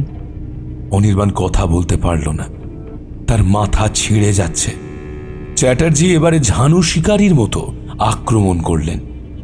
আপনার কি মনে পড়ে অনির্বাণবাবু, আপনার বাড়ির যে ড্রয়িং রুমের কাঁচের দেওয়াল, তার সংস্কারের জন্য আপনি গত মাসে কাকে কন্ট্রাক্ট দিয়েছিলেন? আপনার ব্যাংক স্টেটমেন্ট বলছে আপনি ডক্টর সান্যালের এক দূর সম্পর্কের ভাইকে 2 লাখ টাকা ট্রান্সফার করেছেন। কেন? অনির্বাণ হতভম্ব হয়ে গেল। এই তথ্যটা সে জানতো না। তার মানে সে যখন হ্যালুসিনেশনের মধ্যে ছিল তখনই তার হাত দিয়ে সান্যাল এইসব কাজ করিয়ে নিয়েছেন। আমি জানি না, আমি কিচ্ছু জানি না। অনির্বাণ চেঁচিয়ে উঠল। আপনি জানেন অনির্বাণ বাবু, জানেন, কিন্তু আপনার ভেতরে যে তিথি বসে আছে সে আপনাকে বলতে দিচ্ছে না। আসলে আপনি কোনো সাইকোপ্যাথ নন, আপনি হলেন একজন বলির পাঁঠা, আর সান্যাল হলো সেই কসাই। চ্যাটার্জি হঠাৎ টেবিলের ওপরে একটা ল্যাপটপ রাখলেন, সেখানে একটা অডিও ফাইল প্লে করলেন। ফাইলে একটা ছোট্ট মেয়ের আর্তনাদ শোনা যাচ্ছে। বাবা, ও বাবা, আমাকে বাঁচাও। সান্যাল দাদা আমাকে ইনজেকশন দিচ্ছে বাবা, আমাকে বাঁচাও তুমি। অনির্বাণ পাগলের মতো লাফিয়ে উঠল। পিউ, আমার পিউ কোথায়? আমাকে ছেড়ে দিন, আমি ওকে বাঁচাবো।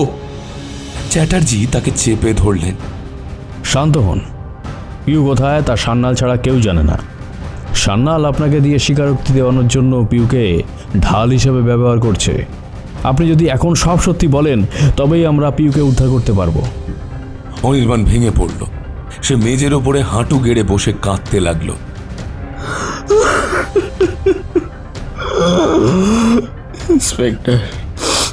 ইন্সপেক্টর, আমি তিথিকে দেখতে পেতাম, কিন্তু তিথির গলার স্বর আমার মাঝে মাঝে সান্যালের মতো লাগতো।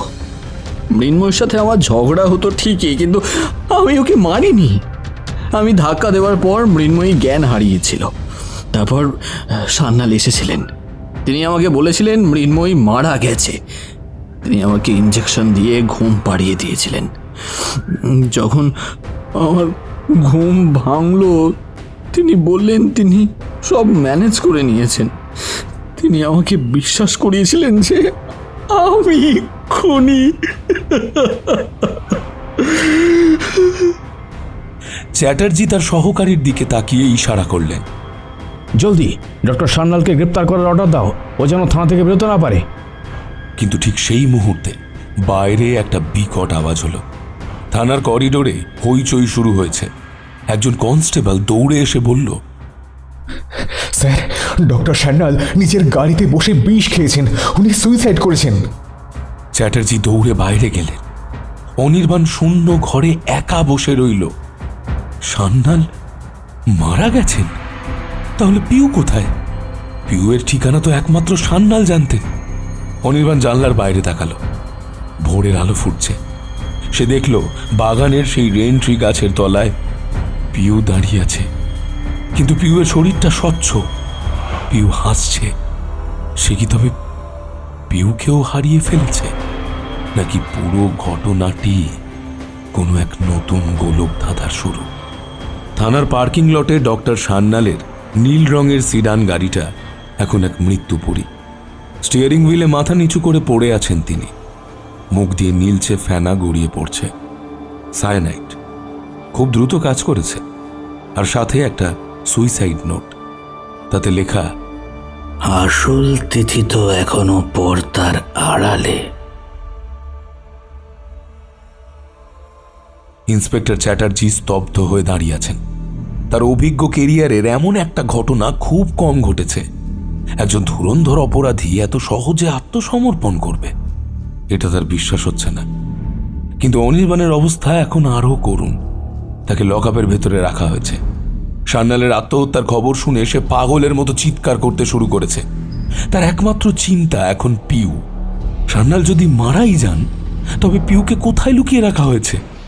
সেই গোপন সত্যটা কার সাথে কবরে নিয়ে গেলেন তিনি? আমাকে বের করো, পিউকে বাঁচাও। অনির্বাণ গরাদে মাথা ঠুকছে। তার কপাল ফেটে রক্ত গড়িয়ে পড়ছে, কিন্তু তবু সে থামছে না। চ্যাটার্জি ধীর পায়ে লকআপের সামনে এসে দাঁড়ালেন। তার হাতে ডক্টর সান্যালের গাড়ি থেকে পাওয়া একটা ছোট চামড়ার ব্যাগ। তিনি অনির্বাণের দিকে তাকিয়ে শান্ত গলায় বললেন, সান্যাল একা ছিলেন না অনির্বাণ বাবু। এই ব্যাগের ভেতর আমরা একটা ডায়েরি আর একটা চাবি পেয়েছি। চাবিটা কোনো লকারের নয়, ওটা একটা পুরনো বাগান বাড়ির। আর ডায়েরির শেষ পাতায় একটা নাম লেখা আছে, অনামিকা। অনির্বাণ হঠাৎ শান্ত হয়ে গেল। অনামিকা? এই নামটা সে আগে কখনো শোনেনি। কিন্তু নামটা শুনতেই তার শিরদাঁড়া দিয়ে একটা ঠান্ডা স্রোত বয়ে গেল। অনামিকা কে? অনির্বাণ অস্ফুট স্বরে জিজ্ঞাসা করল। চ্যাটার্জি ডায়েরিটা খুললেন। সান্যালের ডায়েরি বলছে অনামিকা হলো তার পালিতা মেয়ে। কিন্তু অদ্ভুত ব্যাপার হলো, আপনার বাড়ির যে সিসিটিভির ফুটেজ আমি আবার পরীক্ষা করলাম, সেখানে তিথির অবয়বের সাথে এই অনামিকার চেহারার অদ্ভুত মিল পাওয়া গেছে। অনির্বাণবাবু, তিথি কি আপনার হ্যালুসিনেশন ছিল না? সে কি তবে রক্তমাংসের কোনো মানবী যে সান্যালের নির্দেশে আপনার সাথে ছায়ার মতো মিশেছিল? কিন্তু আমার হিসেব এতটা ভুল কিভাবে পসিবল? আমি তো তিথিকে আপনার কাল্পনিক চরিত্র বলেই জানতাম। অনির্বাণ দু হাতে নিজের মাথা চেপে ধরল। তার মনে পড়ছে সেই বৃষ্টির রাতে তিথির হাতের সেই স্পর্শ। সেই হাত বরফের মতো ঠান্ডা ছিল না, ছিল উষ্ণ। তিথির গায়ের সেই জ্যাসমিন সুগন্ধি, এগুলোর কোনো কিছু মিথ্যে হতে পারে না, কিছুতেই না। ঠিক সেই সময় থানার রিসেপশনে একজন নারী ঢুকলেন। পরনে সাদা শাড়ি, চোখে কালো চশমা। তাকে দেখে মনে হচ্ছে না যে সে কোনো অপরাধী জগতের মানুষ। সে সোজা চ্যাটার্জির ঘরে গিয়ে বসল। চ্যাটার্জি অনির্বাণকে লক আপে রেখে নিজের ঘরে ফিরে এলেন। আপনি? নারীটি তার চশমা খুলল। তার চোখ দুটো মায়া ভরা, কিন্তু তাতে এক অদ্ভুত শূন্যতা। আমি অনামিকা, ডক্টর সান্যালের মেয়ে। আমি জানি আপনারা আমার বাবাকে খুঁজছেন, কিন্তু তিনি এখন ধরা ছোঁয়ার বাইরে। তিথি আত্মহত্যা করেছেন অনামিকা দেবী। চ্যাটার্জি কাঠখোট্টা গলায় বললেন। অনামিকার মুখে কোনো বিষাদের চিহ্ন ফুটে উঠল না। সে এক টুকরো ম্লান হাসল। আমি জানি, কারণ আমি তাকে সেই বিষটা দিয়েছিলাম। তিনি জানতেন পুলিশ তাকে ধরবে, আর তার মতো অহংকারী পুরুষ কোনোদিনও জেল খাটতে পারবে না। তাই তিনি আমার কাছেই মুক্তি চেয়েছিলেন। চ্যাটার্জি থমকে গেলেন। আপনি নিজের বাবাকে আত্মহত্যা করতে সাহায্য করেছেন? মিস্টার সান্যাল আমার বাবা ছিলেন না ইন্সপেক্টর। উনি ছিলেন একজন দানব, আস্ত দানব। উনি আমাকে আর মৃন্ময়কে ইউজ করেছিলেন অনির্বাণ বাবুর সম্পত্তি দখল করার জন্য। মৃন্ময় যখন রাজি হননি, তখন বাবা তাকে অনির্বাণের হাত মারার পরিকল্পনা করেছিলেন, কিন্তু অনির্বাণ মানেনি। অনির্বাণ শুধু ধাক্কা দিয়েছিল। মৃন্ময়কে আসলে শ্বাসরোধ করে খুন আমি করেছি, বাবার নির্দেশে। লকআপের ভেতর থেকে অনির্বাণ সব শুনতে পাচ্ছিল। তার পৃথিবীটা যেন ওলট পালট হয়ে যাচ্ছে। তিথির কণ্ঠস্বর আর অনামিকার কণ্ঠস্বর এক। অনামিকাই কি তবে তিথি? অনামিকা চ্যাটার্জির দিকে তাকিয়ে বলতে লাগলো, আমি তানিয়া সেজে অনির্বাণের অফিসে গিয়েছিলাম। আমি তিথির অভিনয় করেছি দিনের পর দিন। ওর অবচেতন মনে হানা দিয়ে গেছি আমি। সান্যাল সাহেব মানে আমার বাবা ওকে হিপনোটাইজ করতেন, আর আমি তিথির বেশে ওর সামনে হাজির হতাম। আমরা চেয়েছিলাম ও নিজেকে খুনি ভেবে পাগল হয়ে যাক, কিন্তু পিউ সব দেখে ফেলেছিল। চ্যাটার্জি চেয়ার ছেড়ে উঠে দাঁড়ালেন। পিউ কোথায়? অনামিকার চোখ দিয়ে এবারে জল গড়িয়ে পড়ল। বাবা পিউকে ওই পুরনো বাগান বাড়িতে রেখেছিলেন, কিন্তু তিনি আমাকে বলেছিলেন যে যদি তিনি মারা যান তবে যেন আমি পিউকে মুক্তি দিয়ে দিই। কিন্তু আমি তা পারছি না ইন্সপেক্টর। কেন? কারণ বাগান বাড়িতে আমি একা নেই, আমার সাথে আরও একজন আছে, সান্যাল সাহেবের গোপন পার্টনার। তিনি পিউকে নিয়ে অন্য কোথাও চলে গেছেন। আসলে তিনি হচ্ছেন অনির্বাণের সব থেকে কাছের মানুষ। অনির্বাণ আর সহ্য করতে পারল না। সে চিৎকার করে উঠল, কে সে? আমার কাছের মানুষ কে? অনামিকা লকআপের দিকে হেঁটে গেল। গড়াদের ওপার থেকে সে অনির্বাণের খুব কাছে নিজের মুখটা নিয়ে এলো। তার গায়ের সেই মিডনাইট জ্যাসমিন সুগন্ধিটা আবার অনির্বাণের নাকে ঝাপটা মারল। অনির্বাণ শিহরিত হয়ে উঠল। এই সেই নারী যার সাথে সে কামনার অতল তলে হারিয়ে গিয়েছিল। অনির্বাণ, চিনতে পারছো না? অনামিকা ফিস ফিস করে বলল, তোমার উকিল সমরেশ বাবু। তোমার বাবা যখন মারা যান তখন থেকে সমরেশ বাবু আর আমার বাবা দুজনে মিলেই ছক কষেছিলেন। সমরেশ বাবুই তো মৃন্ময়ের সমস্ত লিগ্যাল ডকুমেন্টস ম্যানিপুলেট করেছে, আর এখন পিউকে নিয়ে এসে তোমাদের ফ্যামিলি ট্রাস্টের চাবি হাতে নিতে চায়। অনির্বাণ পাথর হয়ে গেল। সমরেশ, তার দীর্ঘ 20 বছরের বন্ধু এবং পারিবারিক আইনি পরামর্শদাতা, তার মানে এই চক্রান্তের জাল তার নিজের ড্রয়িং রুম পর্যন্ত ছড়িয়েছিল। অনামিকা চ্যাটার্জির দিকে ফিরল। আমি আত্মসমর্পণ করতে আসিনি ইন্সপেক্টর, আমি এসেছি ডিল করতে। আমি আপনাদের পিওর হদিশ দেব, আর সেটার বিনিময়ে আপনারা আমাকে ইমিউনিটি দেবেন। আমি আমি এই নরক থেকে বাঁচতে চাই। চ্যাটার্জি বুঝলেন পরিস্থিতি হাতের বাইরে চলে যাচ্ছে। তিনি অনির্বাণকে ইশারা করলেন। অনির্বাণ বাবু, আমরা বাগান বাড়িতে হানা দেব, আপনি আমাদের সাথেই যাবেন। আপনিই পারেন সমরেশকে বিভ্রান্ত করতে।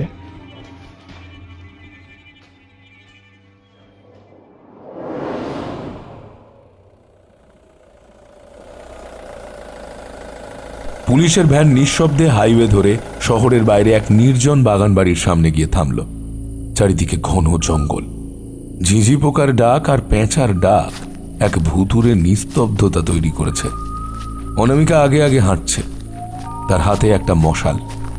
বাড়ির প্রধান দরজাটা আধখোলা, ভেতরে মোমের আলোর ছায়া নাচছে। অনির্বাণ বুকে একটা ধরফড়ানি নিয়ে ভেতরে ঢুকল।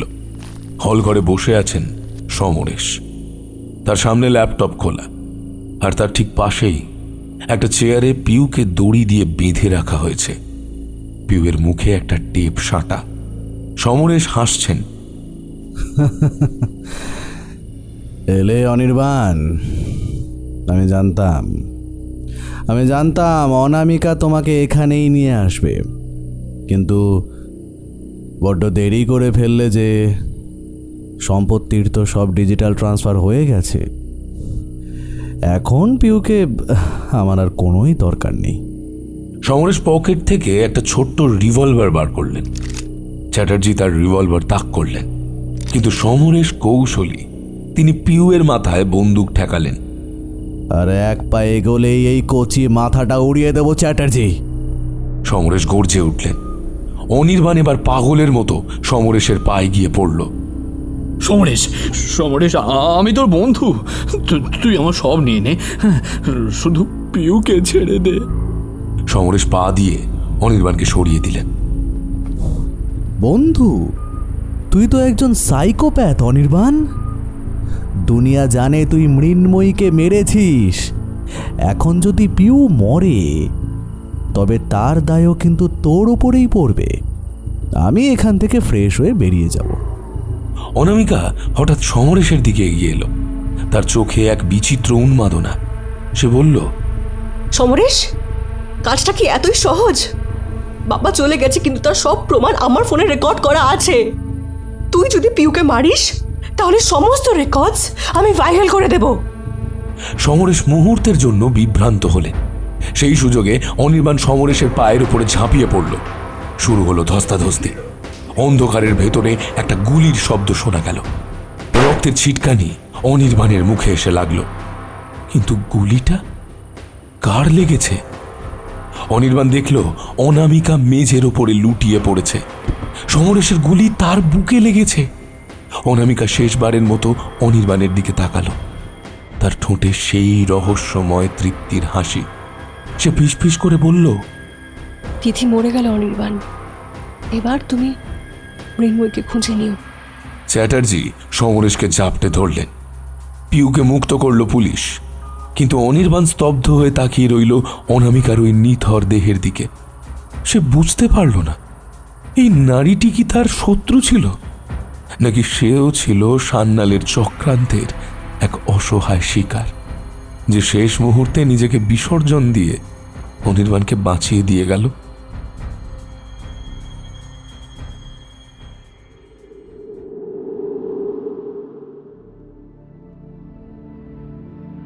বাগানবাড়ির সেই রক্তক্ষয়ী রাতের পর আজ প্রায় 3 দিন কেটে গেছে। অনামিকা বা তিথির নিথর দেহটা যখন মর্গে নিয়ে যাওয়া হচ্ছিল, অনির্বাণ তখন পাথরের মূর্তির মতো দাঁড়িয়েছিল। সমরেশ এখন শ্রীঘরে, কিন্তু অনির্বাণের মুক্তি এখনো মেলেনি। পিউকে আপাতত একটি চাইল্ড কেয়ার হোমে রাখা হয়েছে, কারণ অনির্বাণ এখনো আইনিভাবে মৃন্ময়ী হত্যার প্রধান আসামি। চ্যাটার্জি সাহেব আজ অনির্বাণকে তার কেবিনে ডেকে পাঠালেন। সামনে রাখা এক গাদা ফরেন্সিক ফাইল। চ্যাটার্জির চেহারা আজ খুব বিমর্ষ, যেন কোনো এক অদৃশ্য পরাজয়ের ভার তাকে কুড়ে কুড়ে খাচ্ছে। অনির্বাণ বাবু, আপনি কি বিশ্বাস করেন যে মৃতরা কথা বলতে পারে?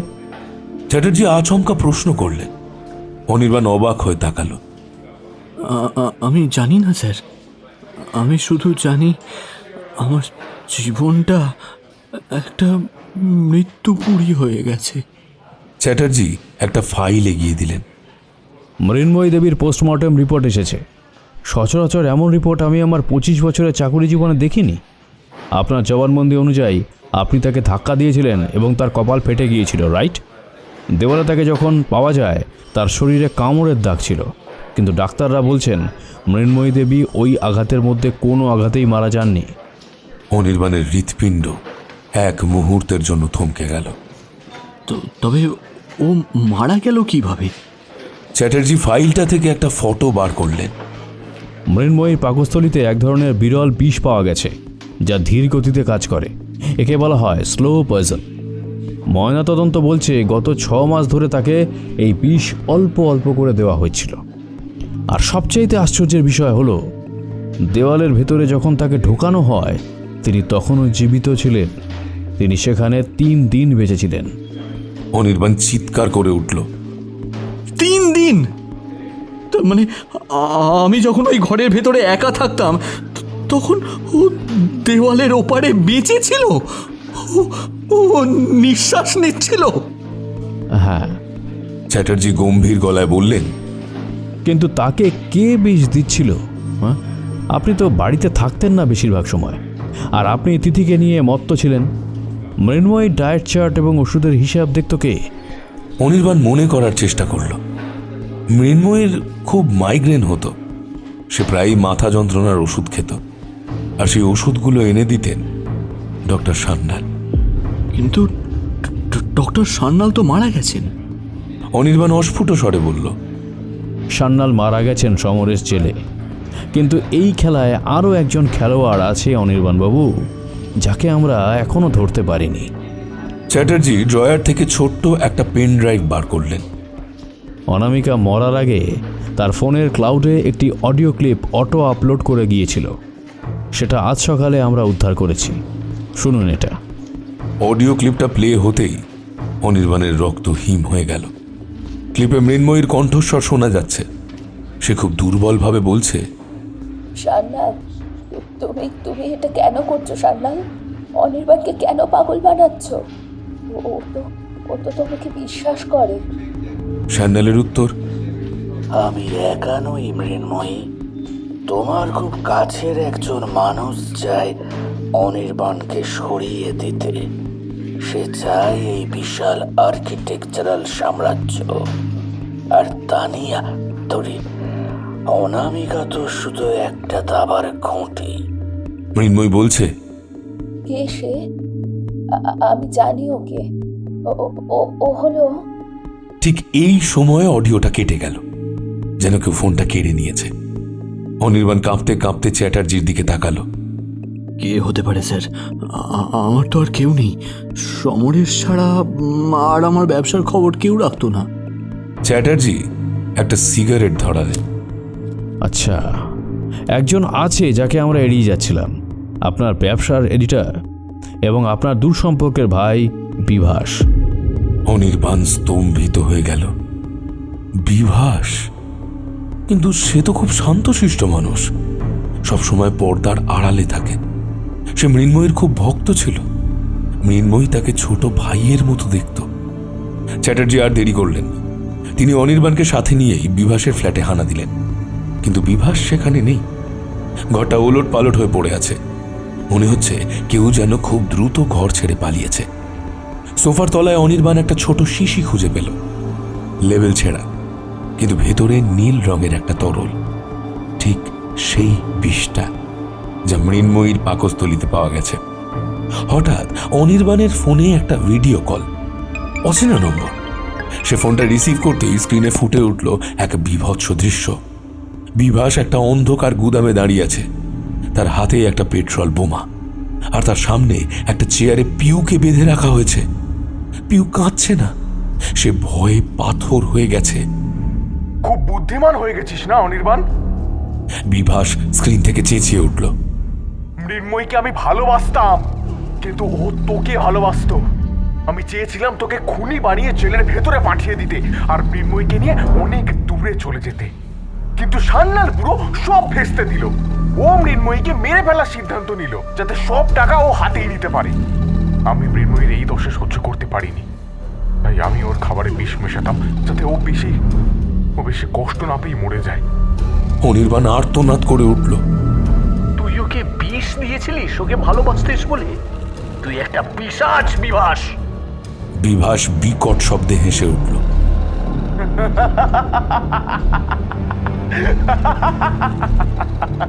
এখন এই পিউকে দেখ, ও মরলে তোর বংশের আর কেউ থাকবে না।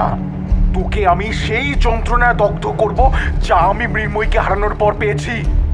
আমি এখনই এই গুদামে আগুন ধরিয়ে দেব। চ্যাটার্জি টেকনিক্যাল টিমকে ইশারা করলেন লোকেশন ট্র্যাক করার জন্য, কিন্তু বিভাস ফোন কেটে দিল। অনির্বাণ চ্যাটার্জির পা জড়িয়ে ধরল।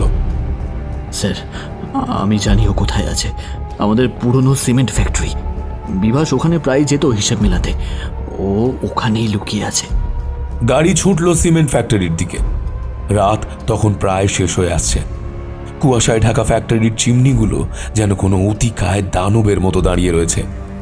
ফ্যাক্টরির ভেতরে ঢুকেই অনির্বাণ দেখতে পেল আগুনের শিখা লক লক করে উপরে উঠছে। বিভাস পাগলের মতো হাসছে আর চারিদিকে পেট্রোল ঢালছে। পিউ আগুনের বেষ্টনীর মাঝখানে আটকা পড়ে আছে। বিভাস থাম! অনির্বাণ আগুনের মধ্যে ঝাঁপিয়ে পড়ল। চ্যাটার্জি বিভাসকে লক্ষ্য করে গুলি ছুড়লেন, কিন্তু বিভাস একটা লোহার পিলারের আড়ালে লুকিয়ে পড়ল।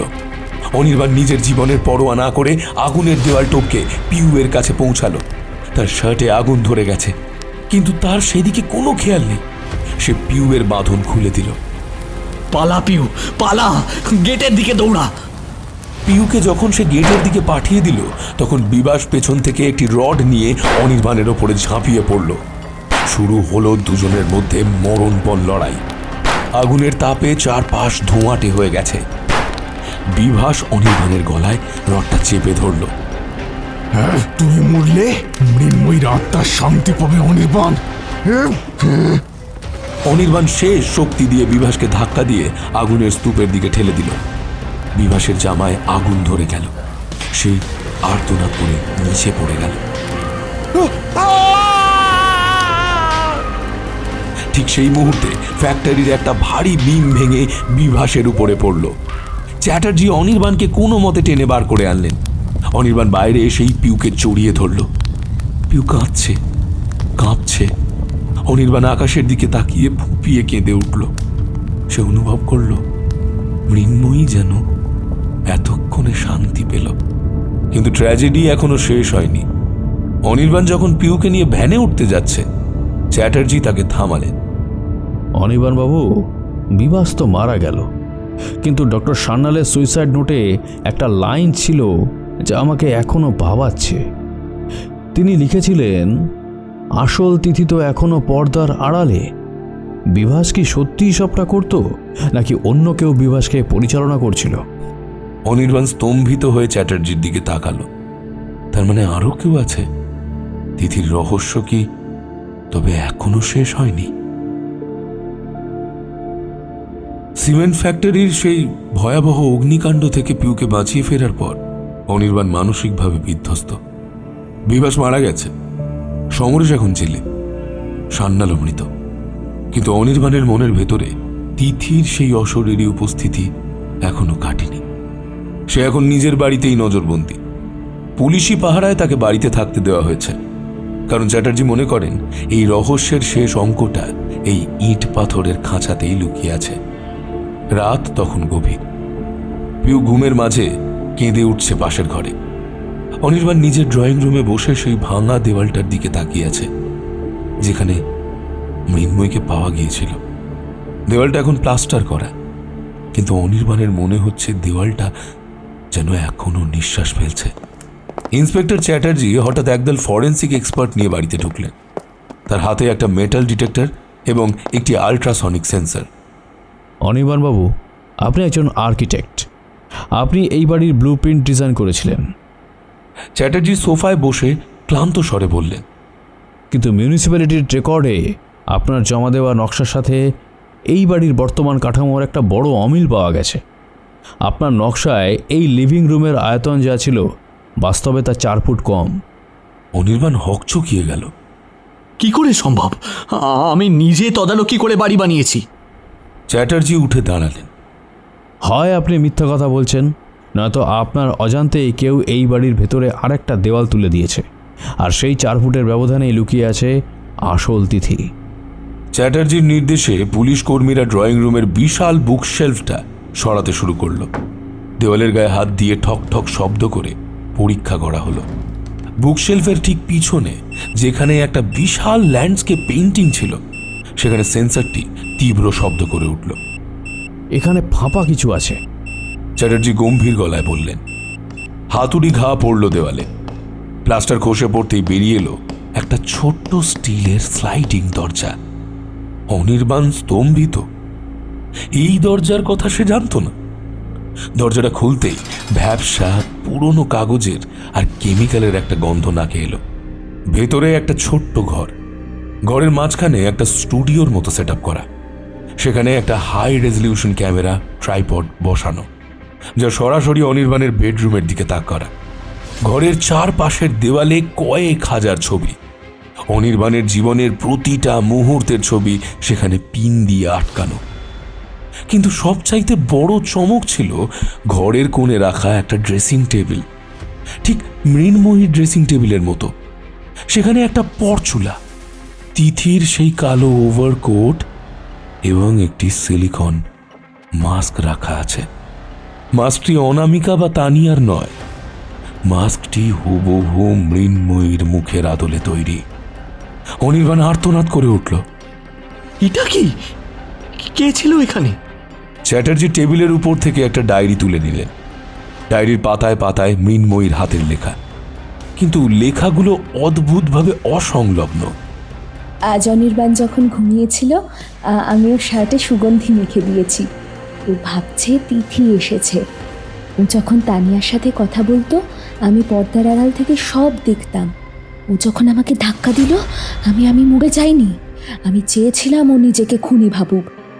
আমি সান্যালকে সাহায্য করেছি এই খেলাটা যাতে সান্যাল খেলতে পারে ওর সাথে। অনির্বাণের পায়ের নিচ থেকে মাটি সরে গেল।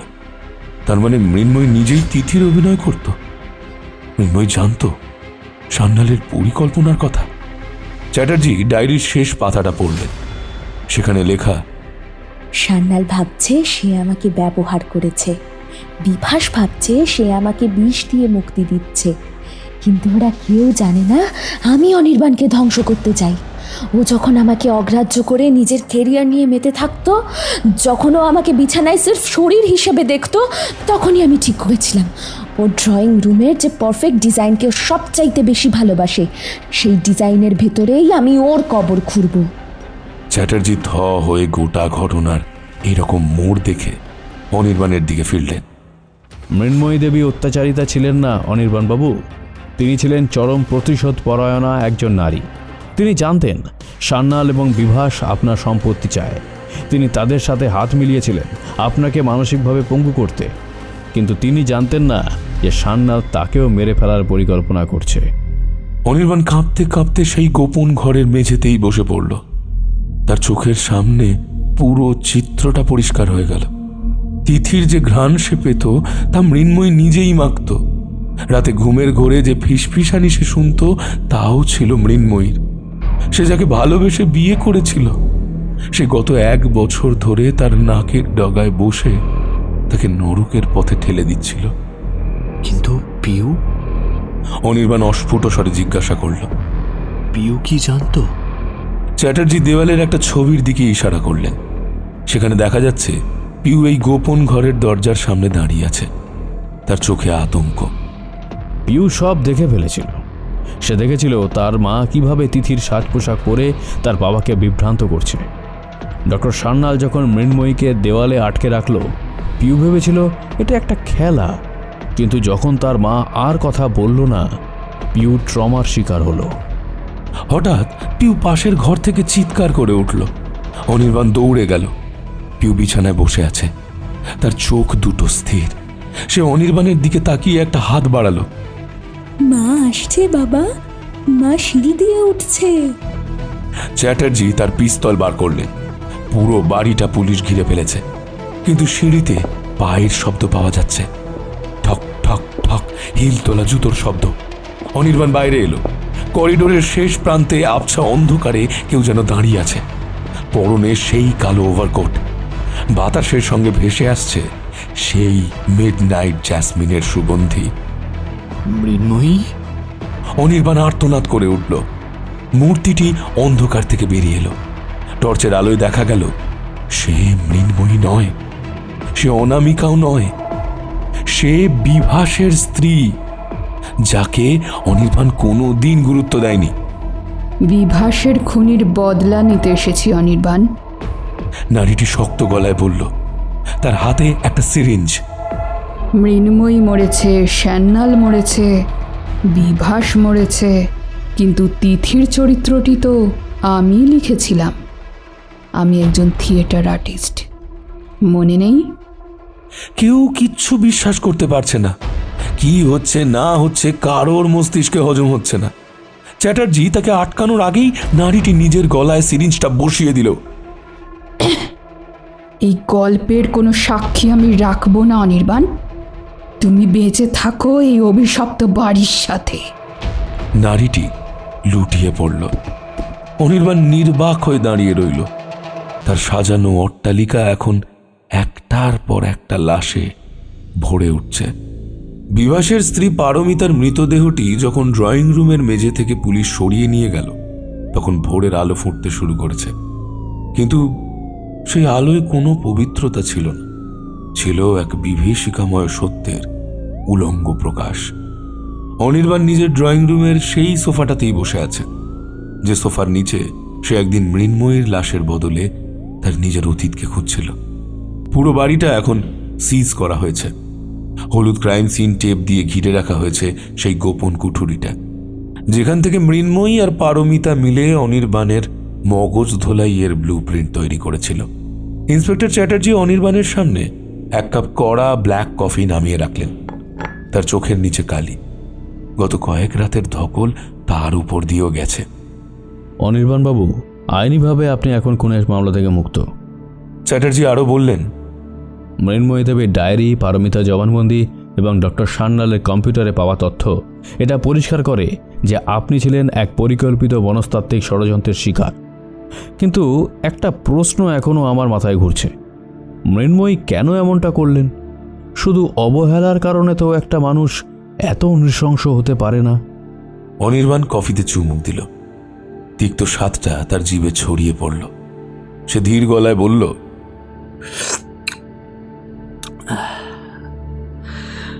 আমি যখন প্রথম এই বাড়িটা ডিজাইন করি চ্যাটার্জি সাহেব, তখন আমি মৃন্ময়ীকে জিজ্ঞেস করিনি ওর কেমন বাড়ি চাই। আমি আমার কেরিয়ারের সেরা ইমারত করতে চেয়েছিলাম। আমি মৃন্ময়ীকে এই বাড়িতে নিয়ে এসেছিলাম আমার সাফল্যের ট্রফি হিসাবে।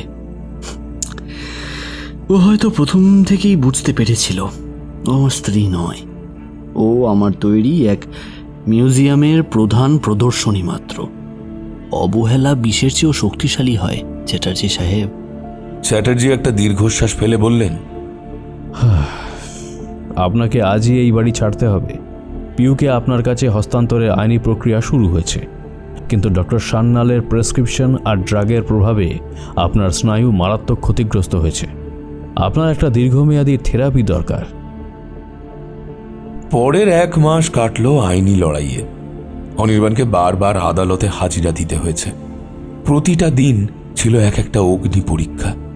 কাঠগড়ায় দাঁড়িয়ে যখন সে তার ব্যক্তিগত জীবনের অন্ধকারতম অধ্যায়গুলো শুনছিল, তখন তার মনে হচ্ছিল সারা শহরটা তাকে উলঙ্গ করে দেখছে। অ্যাডভোকেট সমরেশ জেলে যাওয়ার পরে নতুন সরকারি উকিল অনির্বাণের বিরুদ্ধে মানসিক অপ্রকৃতস্থতার অভিযোগ এনে পিউয়ের অভিভাবকত্ব কেড়ে নেওয়ার চেষ্টা করছিলেন। মহামান্য আদালত, উকিল গর্জে উঠলেন, অনির্বাণ সেনগুপ্ত এমন একজন ব্যক্তি যিনি তার নিজের মনের ভেতর এক কাল্পনিক চরিত্র তৈরি করে তার সাথে শারীরিক ঘনিষ্ঠতা অনুভব করেছেন। তিনি তার স্ত্রীকে দেওয়ালে গেঁথে রাখার পরও মাসের পর মাস ওই বাড়িতে স্বাভাবিকভাবে ছিলেন। এমন একজন মানুষের কাছে একটি 7 বছরের শিশুর ভবিষ্যৎ নিরাপদ হতে পারে না। অনির্বাণ মাথা নিচু করে বসেছিল। সে জানে সে নির্দোষ, কিন্তু সে এটাও জানে যে সে সুস্থ নয়। সে পিউয়ের দিকে তাকালো। পিউ তার আত্মীয়দের সাথে গ্যালারিতে বসে আছে। মেয়েটার চোখের হাসি হারিয়ে গেছে। সে অপলক দৃষ্টিতে তার বাবার দিকেই তাকিয়েছিল। ঠিক সেই সময় চ্যাটার্জি সাহেব আদালতের অনুমতি নিয়ে একটা নতুন প্রমাণ পেশ করলেন। সেটি ছিল মৃন্ময়ীর লকারে পাওয়া একটি গোপন ভিডিও ফাইল। ভিডিওটি যখন বড় পর্দায় প্লে হলো, আদালত কক্ষ স্তব্ধ হয়ে গেল। ভিডিওটিতে দেখা যাচ্ছে মৃন্ময়ী সেই গোপন কুঠুরিতে বসে মেকআপ করে তিথির রূপ নিচ্ছে। তিনি ক্যামেরার দিকে তাকিয়ে শান্ত গলায় বলছেন, অনির্বাণ অপরাধী নয়, ও একটা শিশু। আমি ওকে এমনভাবে গড়ে তুলেছি যাতে ও নিজের ছায়াকেই ভয় পায়। আমি চাই ও বেঁচে থাকুক, কিন্তু একজন মৃত মানুষের মতো। এটাই ওর শাস্তি। এই একটা ভিডিও পুরো কেসটার মোড় ঘুরিয়ে দিল। বিচারক রায় দিলেন অনির্বাণ সেনগুপ্ত একজন ষড়যন্ত্রের শিকার এবং তাকে অবিলম্বে সব অভিযোগ থেকে মুক্তি দেওয়া হলো। পিউয়ের গার্ডিয়ানশিপও তাকে ফিরিয়ে দেওয়া হলো। তবে শর্ত রইল তাকে একজন অভিজ্ঞ সাইকিয়াট্রিস্টের তত্ত্বাবধানে থাকতে হবে। মুক্তি পাওয়ার পরে অনির্বাণ আর সেই ডুপ্লেক্স বাড়িতে ফিরে যায়নি। সে শহরের অন্য প্রান্তে একটা ছোট্ট ফ্ল্যাট ভাড়া নিয়েছে। সেখানে কোনো বিশাল আয়না নেই, কোনো দামি আসবাব নেই, আছে শুধু আলো আর নিস্তব্ধতা। কিন্তু ট্রমা কি এত সহজে কারো পিছু ছাড়ে? এক রাতে পিউকে ঘুম পাড়িয়ে অনির্বাণ যখন নিজের ঘরে এলো, সে দেখল বাতাসে জানলাটা খুলে গেছে।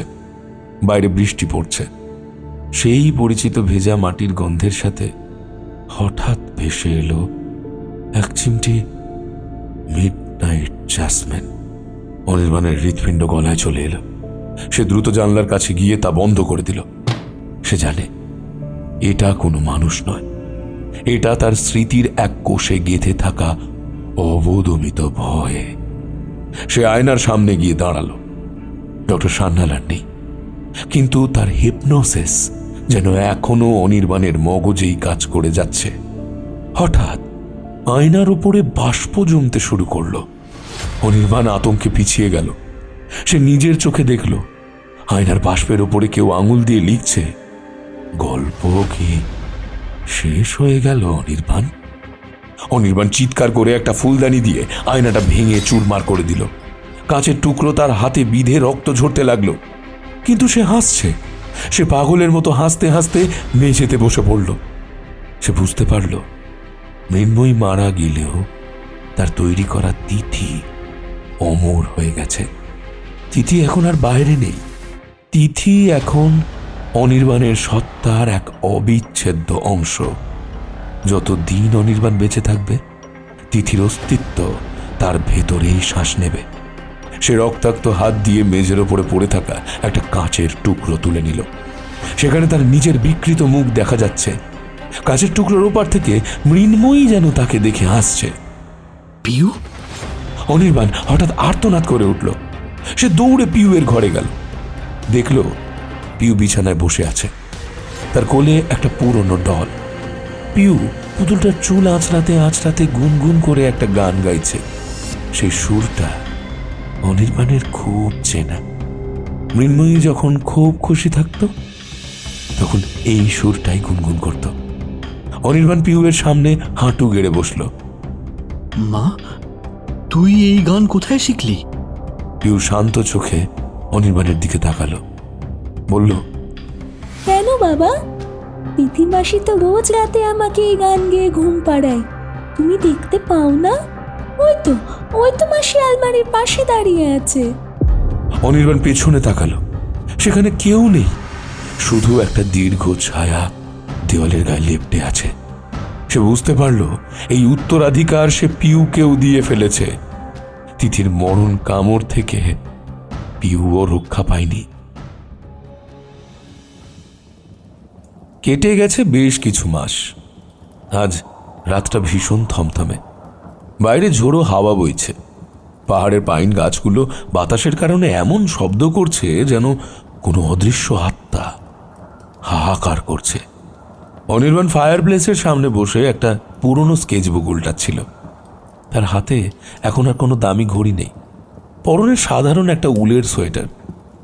পিউ পাশের ঘরে ঘুমোচ্ছে। পিউয়ের অবস্থা এখন অনেকটাই স্থিতিশীল, অন্তত সে আর তিথি মাসির কথা বলে না। ডক্টর মিত্র নামের একজন নতুন মনোবিদ তাকে দেখছেন এবং তিনি আশ্বস্তও করেছেন যে পিউ ধীরে ধীরে স্বাভাবিক জীবনে ফিরছে। অনির্বাণ স্কেচবুকটা বন্ধ করে জানলার কাছে গিয়ে দাঁড়ালো। কাছের ওপারে ঘন কুয়াশা। হঠাৎ তার মনে হলো কুয়াশার আড়াল থেকে কেউ একজন তাকে দেখছে। সে চোখ কচলে আবার তাকালো, কেউ নেই। এখনো ঘুম কাটেনি অনির্বাণ?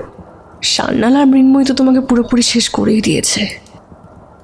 সে যখন শোয়ার ঘরের দিকে যাওয়ার জন্য পা বাড়ালো, তখন হঠাৎ তার নাকে এলো সেই ঘ্রাণ, সেই মিডনাইট জ্যাসমিন। অনির্বাণের সারা শরীর পাথরের মতো শক্ত হয়ে গেল। এই পাহাড়ে, এই নির্জন বাংলোয় এই ফুল ফোটার কথা নয়। সে কাঁপতে কাঁপতে পিউয়ের ঘরের দিকে দৌড়ে গেল। পিউয়ের বিছানা খালি। পিউ, পিউ, মা! অনির্বাণ এবারে চিৎকার করে উঠল। পুরো বাংলো এসে পাগলের মতো খুঁজছে। Kitchen, bathroom, store room, Piu কোথাও নেই। সদর দরজাটা হাট করে খোলা। বাইরে কনকনে ঠান্ডা বাতাস হু হু করে ঘরের ভেতরে ঢুকছে। অনির্বাণ একটা টর্চ নিয়ে বাইরে বেরিয়ে এলো। পাহাড়ের খাঁজে খাঁজে কুয়াশা জমে রয়েছে। সে টর্চের আলো ফেলে ডাকতে লাগলো। হঠাৎ দেখলো দূরে পাহাড়ের খাদের ধারে একটা ছোট্ট ছায়ামূর্তি দাঁড়িয়ে আছে, সাদা ফ্রক পরা। পিউ! পিউ, ওদিকে যেও না মা, ফিরে এসো। অনির্বাণ দৌড়াতে শুরু করলো। খাদের কিনারে পৌঁছাতেই সে দেখলো পিউ একা নয়। পিউয়ের হাত ধরে দাঁড়িয়ে আছে একজন লম্বা নারী। পরনে সেই কালো ওভারকোট, মাথা ভর্তি লম্বা চুলে ঢাকা মুখ তার। তার গলার স্বর বুঝে আসছে। কে তুমি? অনামিকা তো মারা গেছে, পারমিতাও মৃত, তবে তুমি কে? ছায়ামূর্তিটি ধীরে ধীরে মুখ ফেরালো। সে কোনো কথা বলল না, শুধু আঙুল দিয়ে পাহাড়ের নিচের সেই গভীর অন্ধকারের দিকে ইশারা করল। পিউ যান্ত্রিক গলায় বলল, বাবা, মা বলছে তুমি নাকি এখনো আসল নকশাটা বুঝতে পারোনি। মা বলছে তিথিমাসি কোনোদিন মরতে পারে না। অনির্বাণ হাঁটু গেড়ে বসে পড়ল। আমাকে ছেড়ে দাও, আমাকে ছেড়ে দাও, আমি তো সব হারিয়েছি। পিউকে অন্তত মুক্তি দাও। ছায়ামূর্তিটি এবার ধীর পায়ে অনির্বাণের দিকে এগিয়ে গেল। টর্চের আলো তার মুখে পড়তেই অনির্বাণ এক বিভৎস সত্যের মুখোমুখি হল। সেই মুখটি মৃন্ময়ীর নয়, অনামিকারও নয়। সেই মুখটি খোদ অনির্বাণের নিজের আদলে তৈরি একটি নারী মুখ। তুমি তো তিথি, অনির্বাণ। মূর্তিটি কথা বলে উঠল। তার কণ্ঠস্বর অনির্বাণের নিজের গলার স্বরের একটি বিকৃত প্রতিধ্বনি। সান্যাল কোনোদিন তিথিকে তৈরি করেনি। অনামিকাও শুধু তোমার কামনার ঢাল ছিল। আসল তিথিকে তুমি নিজেই জন্ম দিয়েছিলে যেদিন তুমি প্রথমবার মৃন্ময়ীর ওপর হাত তুলেছিলে। তিথি হলো তোমার সেই অর্ধেক সত্তা যে তোমার অপরাধকে আনন্দ হিসাবে গ্রহণ করেছিল। অনির্বাণ দু হাত দিয়ে নিজের কান চেপে ধরল। না না, এ হতে পারে না, এ হতে পারে না, আমি সুস্থ।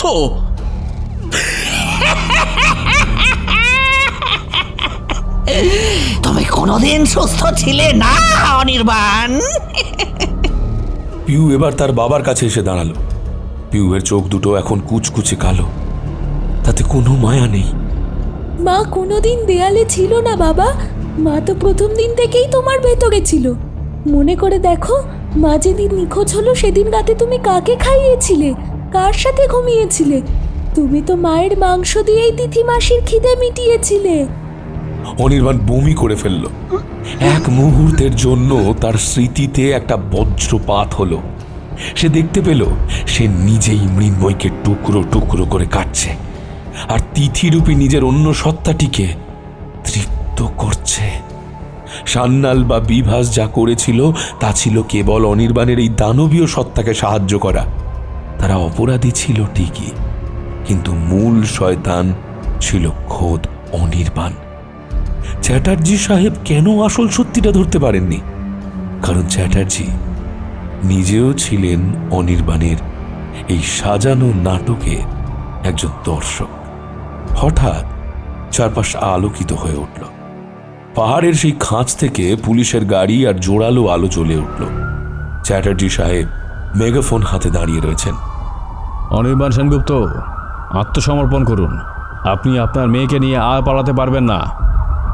অনির্বাণ অবাক হয়ে দেখল তার সামনে কোনো কালো ওভারকোট পরা নারী নেই।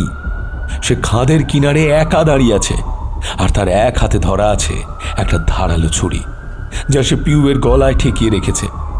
এতক্ষণ সে যা দেখছিল, তিতির সাথে কথা বলা, পিউয়ের হ্যালুসিনেশন, সবই ছিল অনির্বাণের মস্তিষ্কের এক চরম পর্যায়ের বিভ্রম। সে নিজেই পিউকে ঘর থেকে তুলে নিয়ে এসে খাদের ধারে মারতে চেয়েছিল। বাবা, আমাকে মেরো না বাবা, আমাকে মেরো না। পিউ ডুকরে কেঁদে উঠল। অনির্বাণের হাত থেকে ছুরিটা পড়ে গেল। সে নিজের হাতের দিকে তাকালো। তার হাতে রক্ত নেই, কিন্তু তার আত্মা কুৎসিত। সে বুঝতে পারল এই তিথি আর কেউ নয়। তিথি হলো তার অল্টার ইগো, যা তাকে দিয়ে সব করিয়েছে। মৃন্ময়ী তিথির সাজ পড়তো অনির্বাণকে ভয় দেখাতে নয়, বরং অনির্বাণের ভেতরের সেই দানবটাকে শান্ত রাখতে। কিন্তু তিনি পারেননি। চ্যাটার্জি এগিয়ে এলেন। অনির্বাণ বাবু, আমরা ডক্টর সান্যালের ডায়েরির বাকি অংশটা পেয়েছি। সেখানে লেখা ছিল আপনি একজন ক্যানিবালিস্টিক সাইকোপ্যাথ। আপনি মৃন্ময়ী দেবীর শরীরের অংশবিশেষ খেয়েছিলেন বলেই তার পূর্ণ দেহ পাওয়া যায়নি। আপনার মস্তিষ্ক সেই স্মৃতি মুছে দিয়ে তিথিকে তৈরি করেছিল। অনির্বাণ পাহাড়ের খাদের দিকে তাকালো। নিঝুম অন্ধকার। সে পিউকে ধাক্কা দিয়ে চ্যাটার্জির দিকে পাঠিয়ে দিল। তারপরে এক পৈশাচিক হাসি হাসল।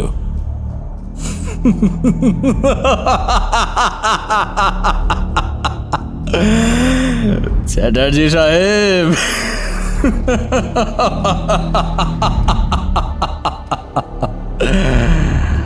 নকশাটা আমার ভুল ছিল। আর্কিটেক্ট হিসেবে আমি নিজের মনের দেওয়ালটা ঠিকমতো গাঁথতে পারিনি। অনির্বাণ এক মুহূর্ত দেরি করল না। সে খাদের কিনারে দাঁড়িয়ে হাত দুটো ডানা মেলে দিয়ে ঝাঁপ দিল। বাতাসে তার শরীরটা নিচে পড়তে পড়তে শেষবারের মতো ভেসে এলো সেই জ্যাসমিন সুগন্ধি। কিন্তু এবার সেই গন্ধে কোনো মাদকতা ছিল না, ছিল এক পচনের গন্ধ।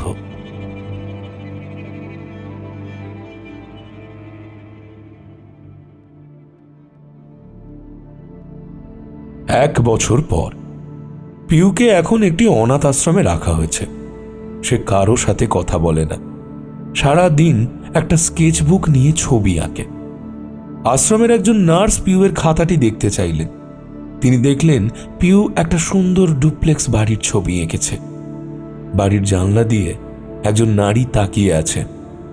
নার্স হাসলেন আর বললেন, এটা তোমার মা তাই না পিউ? পিউ মাথা নাড়ল। তার ঠোঁটে এক রহস্যময় হাসি ফুটে উঠল। সে ফিসফিস করে বলল, না, ওটা আমি। বাবা বলেছিল তিথিমাসি কোনোদিন মরে না, তাই তিথিমাসি এখন আমার ভেতরে থাকে। পিউয়ের গায়ের থেকে হঠাৎই এক চিমটি মিডনাইট জ্যাসমিন সুগন্ধি ভেসে এলো। নার্স শিহরিত হয়ে পিছনে গেলেন। পিউ আবার নিজের ছবির ওপরে মনোযোগ দিল। তার আঁকা সেই ডুপ্লেক্স বাড়ির চারপাশ জুড়ে সে এখন লাল রং দিয়ে রক্ত আঁকছে। গল্প শেষ হল, কিন্তু তিতির উত্তরাধিকার রয়ে গেল পিউয়ের রক্তে। কাঁচের দেওয়ালে নতুন করে আলপনা আঁকা শুরু হলো।